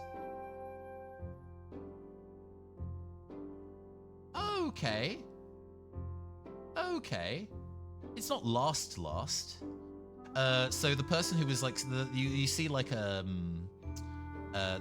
pink hand and the strained knee. That was the person who was like rating them all, and I wanted a kind of panning shot of all of them, right? And the way that she was rating them is that she was pushing like worse entries backwards to put them out of the running, if that makes sense. And mine isn't pushed all the way back at the stage that I took this sweep. So clearly it wasn't hot garbage. I didn't do very well. At one point, I realized that they diluted down into a wash quite nicely. So I kind of went for an impressionistic, watercolory deal. So this is not great, but I managed this in 45 minutes, which I'm quite proud of. I do like it though. Like, I like the gradient on the like magic thingy. I think I did quite well with it. I was there's a little bit of the kind of like metallic gold mixed in with the paint on those. Trying to do my best for kind of like purple shadows and yellow highlights across the entire thing. You've got a bit of dry brushing in. Ooh. Like the face is not nothing. There's definitely some specific highlight and low light detail in there. Using a tiny bit of white on the edges to kind of give it like a high. I don't hate this. For something that I made in 45 minutes, I think it's actually pretty neat. And definitely in my style. There are a lot of people who did very grim, dark kind of color schemes because they're used to painting their, like, you know, Warhammer miniatures that way, right? Yeah. So I was kind of like, no. Like, I'm going to do it as vibrant as I would paint these. And you got like a Doctor Strange mini for like $2. Yeah. So at some point I might go back and, because I collect Marvel Crisis Protocol. It's a game I play, so I could feasibly use this. I might go back and kind of polish it up, or I might leave it as this is a thing I painted in 45 minutes as a testament to what I can do with 2 terrible brushes and 14 paints that I wouldn't normally use. Yep. Like, I saw in the video, were they specifically using those army painter paints? No, they weren't army paint. Because if they were like speed paints, I probably could do something considerably better. They were just cheap. They were dedicated miniature paints, but they were cheap paints. Clearly built in a way where they turn into washes if you dilute them, but just none of them felt like strong pigments, you know? Maybe they specifically didn't give us the strong pigments. Speaking of miniatures, there was also a Warhammer Hobby Challenge table, which is something I've done before at Warhammer Fest earlier this year, where you pay, in this instance, like $40, and they give you a massive table with a bunch of sprue and just go like, build what you want. We give you this promotional miniature that costs maybe somewhere between $15 to $20 by itself. Go ham. And I have the promotional miniature, and the first time I did this challenge, I was like, oh, well, if it's a limited edition thing, I should probably just build it and not, like, cut it to pieces. But they gave me the same miniature, so I'm like, I'm gonna cut this motherfucker to pieces. So, introducing Inspector Gadget. Oh my god. Who I saw, there was like a bike sprue, and I saw the kind of like tension springs that you get on like big bikes, so it can take like jumps and stuff, and like those feel like leg springs to me. And I found these kind of wheels and was like, okay, I'm cutting off man's feet and I'm turning him into a terrible cyborg. Let's go. Changed the gun he was holding into like a sort of a Necron-y gun. Gave him kind of like an Adeptus Mechanicus style backpack. Fully just replaced one of the arms with a Necron limb. Gave him an object head and was like, perfect, no notes. I love this guy. I love this guy so much. All the diseases. To steal a phrase from my friend. I'm definitely going to, because I did the other Blacklight Sprawl kit bash on stream a little while ago, and I have another kind of kit bash I did in this style just for myself. And they all feel of a similar energy, so I think a stream I'll be doing next week is Let's Paint Some Freaks, where I will just give myself an hour and a half for each of them and just see how far I fucking get. Just see how far I get in rendering them, because I love this guy dearly. It's so of an energy. They don't give you many tools. They give you a very blunt pair of clippers and some plastic glue. So the fact that I managed to actually build this with a degree of active sculpting is, I think, impressive. But hey, I love kit bashing. You've seen that. One of my colleagues from work apparently played Warhammer back in the day. And as I was preparing to go to this, I was like, what kind of Warhammer did you do? What kind of Warhammer is the thing that you're about? And he's like, oh, you know, I collected Space Marines. And I resisted going, oh, okay. But I was like, oh, if I find a funny Space Marine thing, I'll go and obtain it for you. And there was some Space Marine parts going, so I just kind of kit bashed a part Chaos, part not Space Marine that I'll give to him when I see him in the office on Tuesday. It's just like, here you go, here's a weird one. This definitely doesn't look like a Space Marine in a canon sense, but I think it looks neat. Here you go. Who cares about canon? Hey, I sure don't. And he shouldn't either if he's getting a free gift. But he has apparently not painted miniatures in a long time, so maybe he'll paint it. We'll see. To go through the rest of the things I bought, because I bought a fuck ton of tabletop RPGs, and we need to rattle through those. Before we go to the tabletop RPGs, more miniatures, a Malifaux miniature. They did a range of Cyberpunk ones, a bunch of Cyberpunk units previously, and then also like a big mech. So, normally Malifaux, you have to construct them, but they were, I don't know, merciful? Fat cap. You are a delightfully round hedgehog, and I love that for you. You are very cute. Captain Hurricane is both the fastest and cutest hedgehog in video games. Yes, even faster than that one. But this is a pre-constructed mini. Normally they have you make it. And Malifaux miniatures are notorious for being an absolute bastard to construct. So the fact that this is just in one piece is so nice of them. But I figured, since the limited edition kind of sculpts don't come up super often and it would be a nightmare to buy, I'm like, I'll paint this one. This feels like something that I would normally want to paint anyway. And it's just big. He big. Look at him. Funky lad. With his tiny head. What this reminds me of are the robots in Hi-Fi Rush. Yes. Especially this head. Absolutely. I found Hi-Fi Rush like aggressively okay for me personally. It is a cool game, but the writing frustrates me a lot. I don't like Chai at all. I find Chai really annoying. But the character design is really good. Really, really good. I love the robot designs in that video game, so I think it'll be quite fun to go and paint this like one of the robots, actually. Ooh, yes. Actually, in fact, I painted a mini like Chai a while ago. Can I dig that up without destroying everything?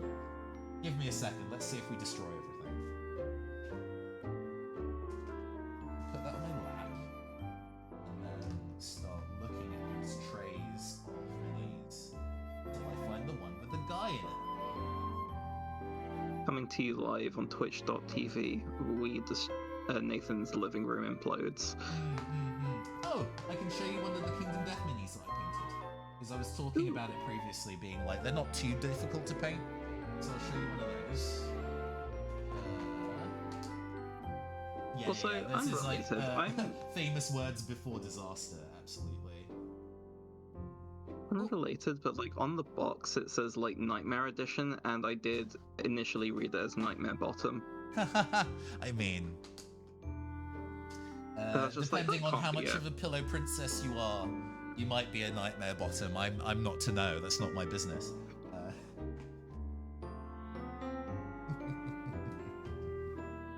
You've gone very quiet, Rook. So yeah, this is one of the Kingdom Death minis that I've previously painted. It's a little blown out. Let me color correct that. It's because my contrast is too high. Yeah, there we go. That's better. You know, turned out quite nice. I like that I got a little bit of object source lighting on the lantern. Yeah, I love a good tonfa. I really like this sculpt. It was one of those happy accidents where I did a bunch of like base coloring before I put the colors on, put the main colors on, and it just so worked out that the kind of purplish skin tone looked really cool. So I'm like, I'm just gonna keep it. That's his skin tone now. So yeah,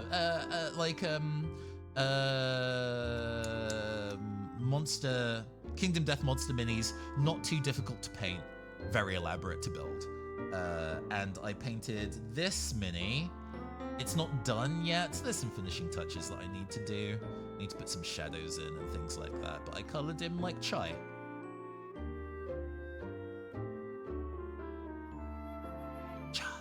God, I love a two big sword. Yeah, I love a two big sword. It's not done, but I'm happy with how it's shaping up. Need to go back and finish it at some point. But yeah. I think these two would go excellent together as a thing, actually. That'd be sick. That would be so sick. Putting these to one side, including my fat cap, just chilling on my shelf over there. Let us go and summon. What else did we get? We got board games coming at you. Gun and Gun, or Gun to Gun. Gun to Gun, actually, because it's a one-on-one versus card game where it's like Commander with 2 decks per person, if that makes sense. 2 decks? Yes, because it is so you play as cool anime girlies who are all gun duelists. Yeah, you know, we got that. That's pretty straightforward. You know. Fuck yeah. Absolutely. Just have a weird glitchy shadow beast as your friend. But each of them has 2 guns. And each gun has its own deck. So yeah, it's cool. It's called Gun and Gun. or Gantogan. It was kickstarted a year ago, maybe a year and a half ago, and it was one of those things that I saw and was like, oh man, I want that. And then missed the Kickstarter, and then was like, the Kickstarter is over, but that's okay. Maybe they've done a big enough print run where I can go buy one. Where can I buy it? And the answer was fucking nowhere. At least not in any UK stores. So when I saw the last copy of this that the seller had, I was like, well, now I need it. Now I'm just going to get it. So yeah, each of these different guns has different like properties. You pitch cards from your hand to load them into your gun as bullets. Just entirely over the top. Just entirely over the top anime gun duel nonsense. It comes with a manga. And I'm just like, yeah, no, I need this. This is a game that both I love card-based duel games. Tom loves anime waifu nonsense. I feel that this is a game that we would both enjoy. Yeah. There was a full manga that comes with it. Gashonk. You know, they love that sound effect. Oh my god. You know, just the energy of this panel is what I am this kind of anime bullshit where they're just out for blood is but you've seen me play characters in tabletop RPGs before, so you know that I'm down for this kind of nonsense. And it apparently is it has an expansion, and this game also has the expansion built in, Overheat. So it has additional rules for that kind of shit. Yeah, into it. We'll find an opportunity to go play it with Tom at some point. How about some fucking Morkborg shit? The Morkborg zine, Thoughts and Prayers. It's actually called that. Oh my god. Kind of specifically because I believe all the proceeds of this go to a charity as well. I cannot remember which charity right now. But it has like a mixture of so it was sold only at these conventions, and it sold at UK Games Expo so fucking fast. They did not take many. So I'm really lucky that I managed to go and get a copy of it here, because they're not printing anymore. I love that they were at a tattoo convention. That makes so much sense. But it's essentially an anthology of a whole bunch of Borg content. So roll tables, just artwork that you can photocopy and use in some shit, maps, dungeons to go through for both Psy and Morkborg. Additional kind of like characters and items usable for both of those. Yeah, stuff. I am actually in the process of preparing to produce a Cyborg one-shot that'll be going on at the start of next month. So I was kind of like, yeah, no, we're gonna be obtaining some shit. But yeah, super limited print run. Don't think you can, now that Gen Gon's happened, don't think you can get this physically anymore. So I'm very, very lucky that I managed to get a copy. Somebody released Mork Corp in the same way that there is Duckborg and Grant Harrett released Orkborg a while ago. This is Mork Corp. So it is Morkborg. I think it's specifically Morkborg rather than Psy, but the dice math is exactly the fucking same, so you could use this in Psy if you wanted to. That is about working in a shitty corporation that is full of like monsters and so on and so forth. It doesn't quite hit the layout style of Mork and Psy, but it takes a pretty good fucking shot at it. This is clearly something that you would need to do a lot of practicing to get into doing the style correctly for, and this hits pretty close. And I think this would be quite fun to use some bits and pieces from as well. Not the Comic Sans. Yeah, even has a little like old school ad at the back. Feeling stressed? Try drinking. Good. Great. Good. I got this actually from the INDG, I think is the name of it. It's kind of like a IGDN, thank you. Yes, Indie Games Designers Network. So there were a bunch of games being sold at it, including friend of the network, Will Yule's Mystic Lilies. If you're familiar with this channel, you are familiar with Mystic Lilies because I've run it twice and I talk about it often. And basically anybody who I know who is into tabletop RPGs and would want to be a vindictive witch, I have promoted this game to, and will continue to do so ad nauseum until I'm told to stop. I already have a copy of this, but I know some friends who would love to play it, so I bought another copy at the con specifically so I could give it as a gift to a friend. It's excellent. It is one of my favorites. It is a competitive tabletop RPG where you use cards to do your success skills. The artwork in it is great. It's about being a vindictive witch, and it just fucking rules. I have a section in here. I have a scenario in here. Where is my scenario in here? Ice Palace. The Kairos game. Yeah, I wrote a scenario in here. It's good. You go to Magic Las Vegas and play children's games where you bet everything on the line. It's great. If you love a Kakagurui or a Danganronpa, you'll be eating good. Yeah, game's good.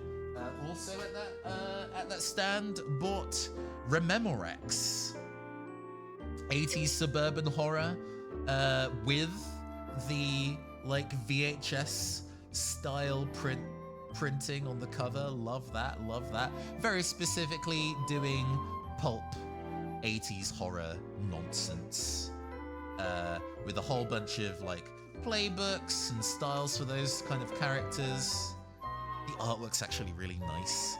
You would expect, funnily enough, I mean, you would kind of expect the style of this to be a bit more zany, or I would have expected the style of this to be a bit more zany or a bit sketchy or a bit more kind of less polished on the internals, but the artwork in this is really nice. I really like the artwork in this book. Yeah, that's so crisp. The kind of right down to the zebra stripe leggings looking lady, absolutely. She is so the monk in Unsleeping City on Dimension 20 is very. I've seen that one yet. Oh yeah, it's the only Dimension 20 campaign that I've properly watched through, but it's also all available on YouTube, which is why I've watched it all through. But yeah. The fact that there's mechanics for doing the opening theme song, it's very, very in genre. It knows what it's doing. And I love tabletop RPGs that use the language of film and cinematography to style and pace a game. Especially since games that do that tend to also run, at a really good pace. And I like my tabletop RPGs pacey. So very much looking forward to doing a run of this at some point. There was also the God, there were so many kind of like indie games like stands. Let me see if I can find the other one. The IPR, Indie Press Revolution, who were also selling a bunch of indie games.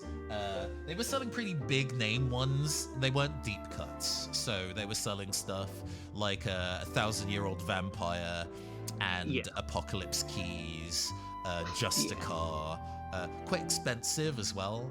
I mean, the games are worth what they're worth, so this isn't a you should sell me things for cheaper because I'm just on average, these were games that were well established enough where I think they could get away with charging more. I think would probably be the way that I'd word it. But I got a copy of Void 1680 AM, which is very zany. Like the print quality of this, it just has a full sheet of paper back page to it. It is the ziniest zine of a print run of a thing, but it's really interesting. I've been meaning to play this for a while. It is a solo RPG, which is not my general style, but this is one of the two that have genuinely managed to capture my interest, where you are doing a Welcome to Night Vale. You are a solo person at a radio station, using a deck of cards in a kind of Wretched and Alone style way to build a playlist of real music, and then also doing kind of reports on top of that. I will stream this at some point. This is a thing that I very specifically want to stream, where we just go and do a radio show, because I have not done podcast-style radio shows under my own power in a very long time. You know, I'm on the Campaign Skyjacks podcast, but that's not driven by me, right? So trying to do something podcast-style the way I would do a solo podcast is something I've not done in a very, very long time, and I would quite enjoy doing some of this at it. What's the other solo RPG? The other solo RPG I bought? That you mentioned that like only two. Yes, really cool, and the other one is Rune by Spencer Campbell, or Gilla RPGs. Ooh, yes. I've talked about this before as an interesting thing I wanted to get, but I wanted to get a physical copy of it, and I knew he was at the event, so this was the perfect opportunity to just go and grab it. This is like tactical Dark Souls-ish kind of thing. All fights take place on a 4x4 grid, and you place the enemies on it and your character, and you move around and roll a bunch of dice and assign dice to your attacks. And there is a death loop like Dark Souls, where if you die, you respawn and kind of reattempt some things. Very, very that. But I think, because it's not a wistful journaling game, but something with some direct crunch and some edge, I am not a Dark Souls fan, and the default theming is very kind of European dark fantasy, which I don't personally care for, but the nature of this being a tabletop RPG board game that essentially also uses like battle chips to do your stuff.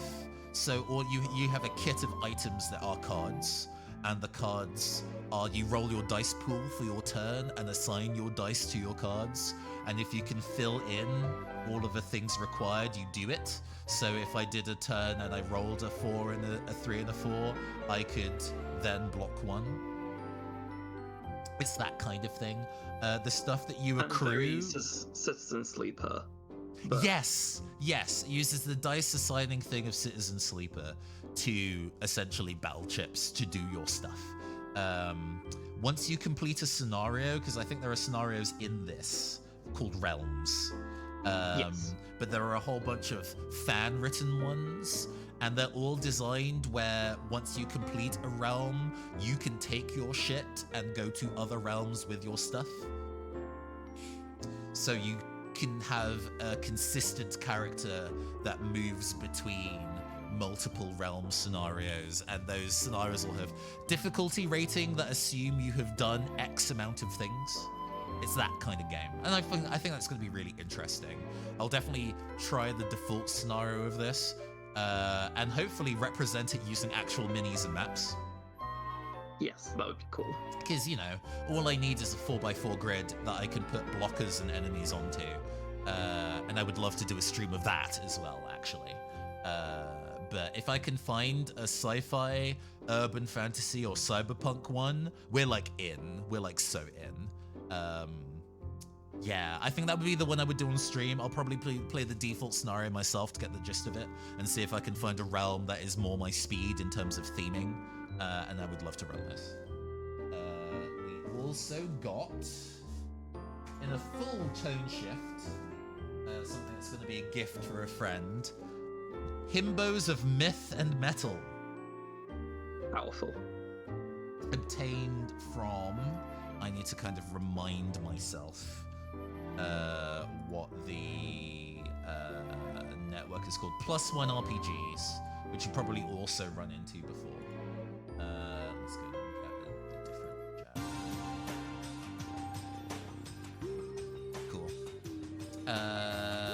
Yes, Plus One RPGs was also a kind of like a zine publishing imprint. So they have they've worked with lots of designers to do physical copies of a wide range of games, all relatively light. So none of them had games that were more substantial, like in terms of thickness, than what IPR was selling. But a friend of mine has taken their first steps into being a dungeon master. And I'm like, congratulations, you're finally DMing and like doing that side of the coin. They've got off the back of Dimension 20, they've got into tabletop RPGs, primarily D&D, because hey, that's the tabletop RPG that they know. Yeah. I'm encouraging them to play more games and wider games, and currently what they're using D&D for is to tell faintly sexy high fantasy stories where all the player characters are members of the gay community, but also elves or orcs or demons or whatever. So I'm like, oh, this is just that. This is literally that. This is the mission statement of this book, is that it's D&D, but you are a himbo who is kind, strong, stupid, and incredibly or minorly to incredibly horny, depending on the circumstances involved. And I'm like, this is everything that you personally want, so I'm gonna go and find this. I'm gonna absolutely get you this game so you can start doing the thing that you want in a different system. Because I think that's one of the things that I tend to talk about most in terms of tabletop RPGs in relation to D&D. In that D&D can do a specific thing really, really well, but if you want to do something else, there will be at least one tabletop RPG that will do that specific thing better. Yes. And hey, I managed to find this is the thing that you wanted D&D to do, but a dedicated enterprise for it. You can't be a mean person in this, and I think they were enjoying a degree of being a mean gay. That was like part of the joke, was being that type of gay man occasionally as a character archetype. But hey, this still has plenty of opportunities to do the other bits and pieces. Last thing I think to show you. Oh, that'll be second to last. Oh, no. Third from last. I bought a lot, as it turned out. Oh my god. Is Cyberpunk Augmented. This is a Blades in the Dark hack in a cyberpunk setting, designed for one-shots, where all the character sheets and information is in gatefolded, like, booklets. So your character sheets are all in little gatefolded booklets like this. Like, all the rules are on the inside, and then, like, all the rules are essentially within one booklet, and then the character sheets are separate booklets with dry erase, so you can draw your character on them and like update the stats inside. That's just so cool. Fully excessive. I'm pretty sure there is a Roll20 like character sheet list for this module for this. Yeah. But this is a game that's designed to play physically. You wouldn't go to the lengths of making every single item in this thing gatefold, including stuff like the scenarios or like bestiaries and stuff. Yeah, kind of very like Invisible Sun, where the physical is the point, for sure. Yeah. For sure. But yeah, really fucking pretty. Really fucking pretty. I love Blades in the Dark so much. It's one of my favorite systems, and I love Cyberpunk. I am happy that there is a thing that does both. It is a little sad that this game is designed specifically for one-shots. But then it can be one of those things where you do the one-shot, and then you use all the things you've achieved in it to go and run a substantial thing in another system, and I would be down for that, you know. But this might be a way of doing a one-shot Cyberpunk thing that launches into a wider separate entity. We also bought a deck of story engine cards. Or rather, I bought a deck of story engine cards and then a bundle of mini ones because they came as packs of 6. Have you encountered the story engine before? I've heard it mentioned, but I don't know. Oh, I think I keep getting adverts for it on social media. Like, it's the cards with like the 4. Yeah, these are prompt generators. Yeah. These are prompt generators, so it's kind of taking a. Let's go and separate these out into piles, I guess. Wow. So we have a character called an agent, an engine, that's what they're motivated by, or an anchor, a conflict, and an aspect. And you kind of randomly shuffle them up, and then you deal one at random, like I've got this card, and it's kind of like, oh, because this is a mystery set. The character that we're looking at now is either a warden, a police inspector, a judge, or a ship's captain, and I could be like a police inspector. And they are, do they want to earn the pride of, or want to humiliate someone with? And I'm like, yeah, that. And an anchor. They are trying to humiliate somebody with a footprint, a closet, a will, or an office. Maybe this police inspector is solving crimes because they're trying to get the nicest cubicle in office that they're at the precinct they're in. But there is a conflict.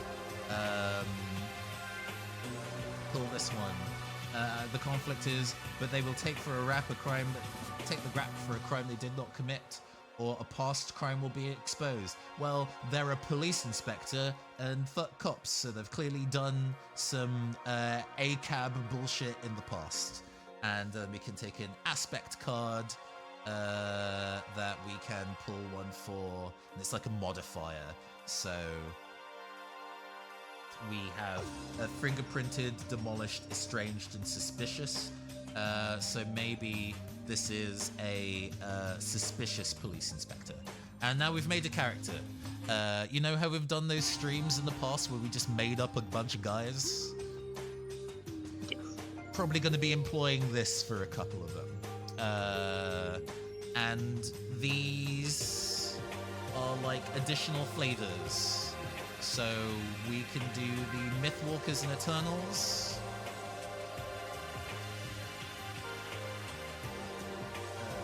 Let's pull these stacks back.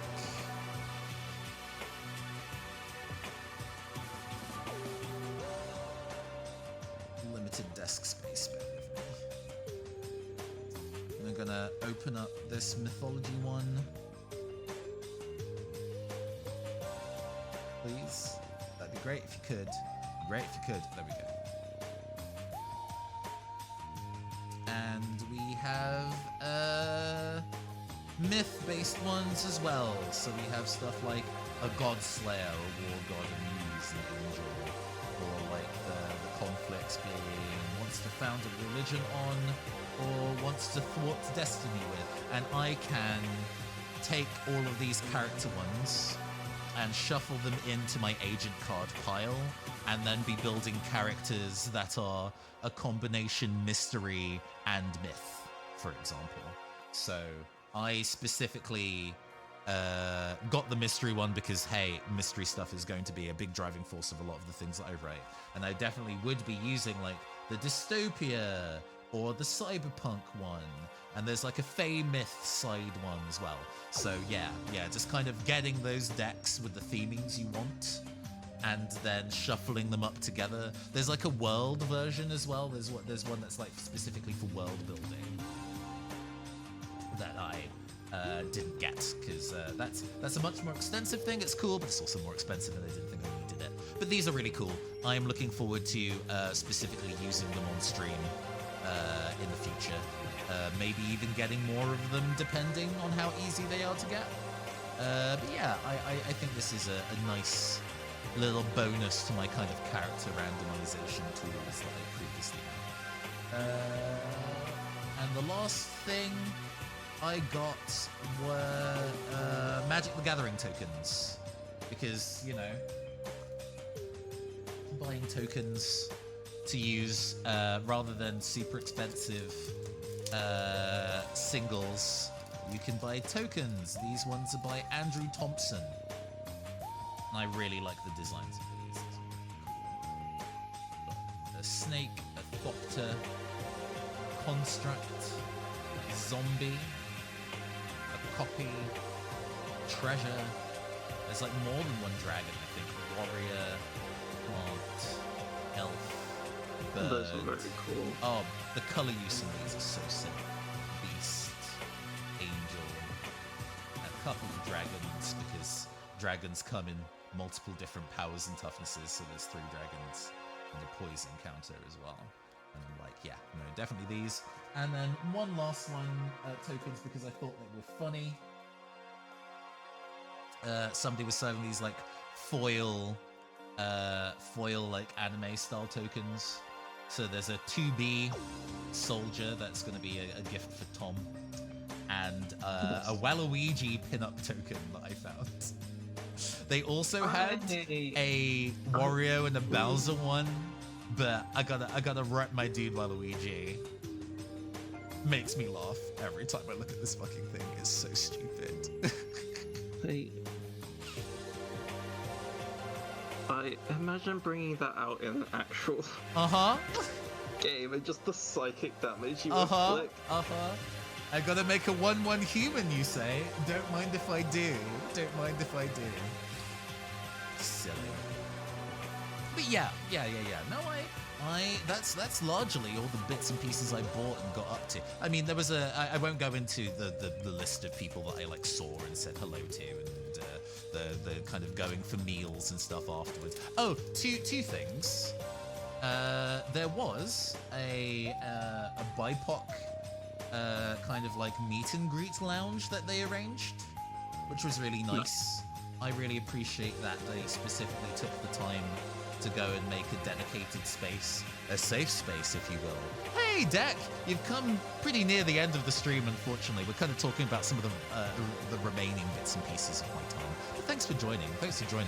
I, just for the sake of Deck, 2 things. Hey, Deck, I won an award from the Infinity Corvus Belly people for showing them my Angel of Media kit bash, which is, I think, really fucking cool. So happy that I impressed Corvus Belly with a thing that I made. And also, I bought the other Cyberpunk mini that they sold in Malifaux, the Fat Cap. I bought this as well because I was like, oh, this design is really cool. Anyway, those are 2 things I know you specifically would be very interested in and wanted to let you know. Right. So yeah, there was a BIPOC lounge. So specifically a space for people of color to kind of hang out and have a meet and greet at. The tabletop space, whether in the UK or in the US, is pretty fucking white. So taking the time to make sure that there is a space that we can kind of connect is really cool. Not only was it kind of like in a friendly, like a board gamey kind of way, but they also had an industry meet thing, which I assumed was going to be other people of color who have like made their way and established themselves in the industry, connecting with people who wanted to get there. And that was sort of true, but not exactly. So for example, Ruel Gaviola, who does a bunch of board game content creator stuff and artwork as well, I believe, was present at that. I'd spoken to him once a year ago, and it was nice to just see him again. Be like, oh my gosh, hello, nice to see you in person. But also, like, the CEO and the designer and the marketing lead for Funko Games were just at a table talking about the process of like game design development for board games, which is cool. They're interesting people to speak to. especially since their current environment is so heavily based in franchising. You know, they were Funko Games. They were previously an independent, not making games with IPs, but were folded into Funko as a brand down the line, and now specifically make games for various IPs.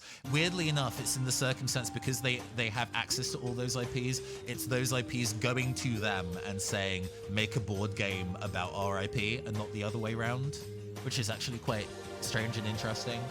The CEO was very nice.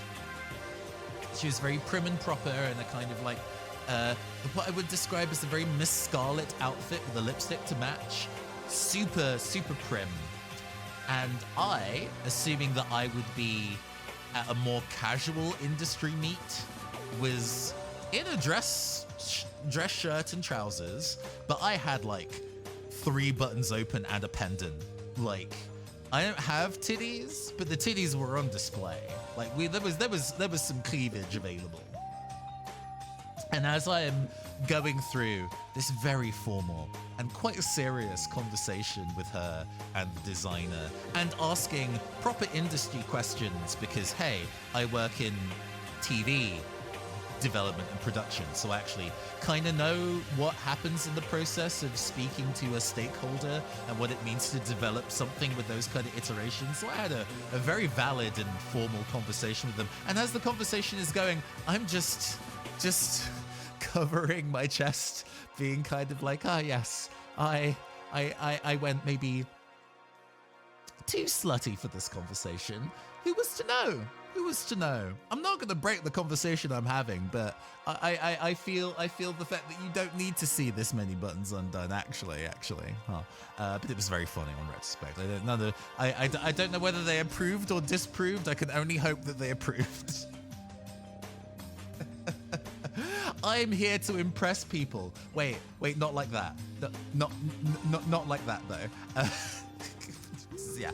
What was the other thing? I'm now scattershot. Brain is just leaking out my ears. We've been going and talking for a while. I might remember. Do you have any other questions about Gen Con before I wrap up stream? That might be the best way to go and wrap up stream. If this is both you, Rook, and in chat, if you have any other questions about Gen Con, more than happy to answer any while we do the wrap up. Thank you for hanging out with me throughout all of this rambling, by the way. I hope this has been interesting / entertaining. It's been really good to catch up with you all. Yeah, no, it's been good. I don't have any questions specifically. Mm-hmm. I don't know if anyone in chat does. Yeah, no, I'm glad that we got to meet each other and have a good time. For sure. I would love to be back next year. People have said a lot of words about Big Bad Con, so it might be an either or. I can't afford to do both, nor could I really sensibly take the holiday time to do both very easily. So, like, we'll be seeing about which one we do, but I would love to go to Gen Con again. I had such a good time. Such a good time. Yeah. Okay. I mean, if there's no other questions, there's no any more for any more. I will go see who else is around and alive, and pass people over. Next stream will probably be on Tuesday, where I will be doing some miniature painting. I'll be painting some of those minis that I showed you today, as well as painting my Blacklight Sprawl Kit Bash mini that we did a couple weeks ago, because I'm very excited to actually kind of show everybody the end result of that, and also encourage people to do kit bashing for themselves. We'll get that raid going. Hope my old home didn't scar you too badly, and if you do go back again, I can find one of my friends active as a native guide. Oh no, Indianapolis, like, I found it very amusing that Indianapolis was fake as fuck. Perfectly happy to return again, and would be more than happy to meet other people from the world of tabletop, including you and your friends, at a future Gen Con. Would love to do that. All right, we are going to go and start that raid. The raid is ticking down. I have been your androgynous android game shows from the future Nathan Plays. I have been joined by the illustrious Rook. Thank you for hanging out with me this evening, my dear. Not a problem. hope you all have a fabulous Sunday, and I will see you Tuesday evening for some Tabletop Twilight miniature painting. Until next time, everybody, farewell. Bye-bye.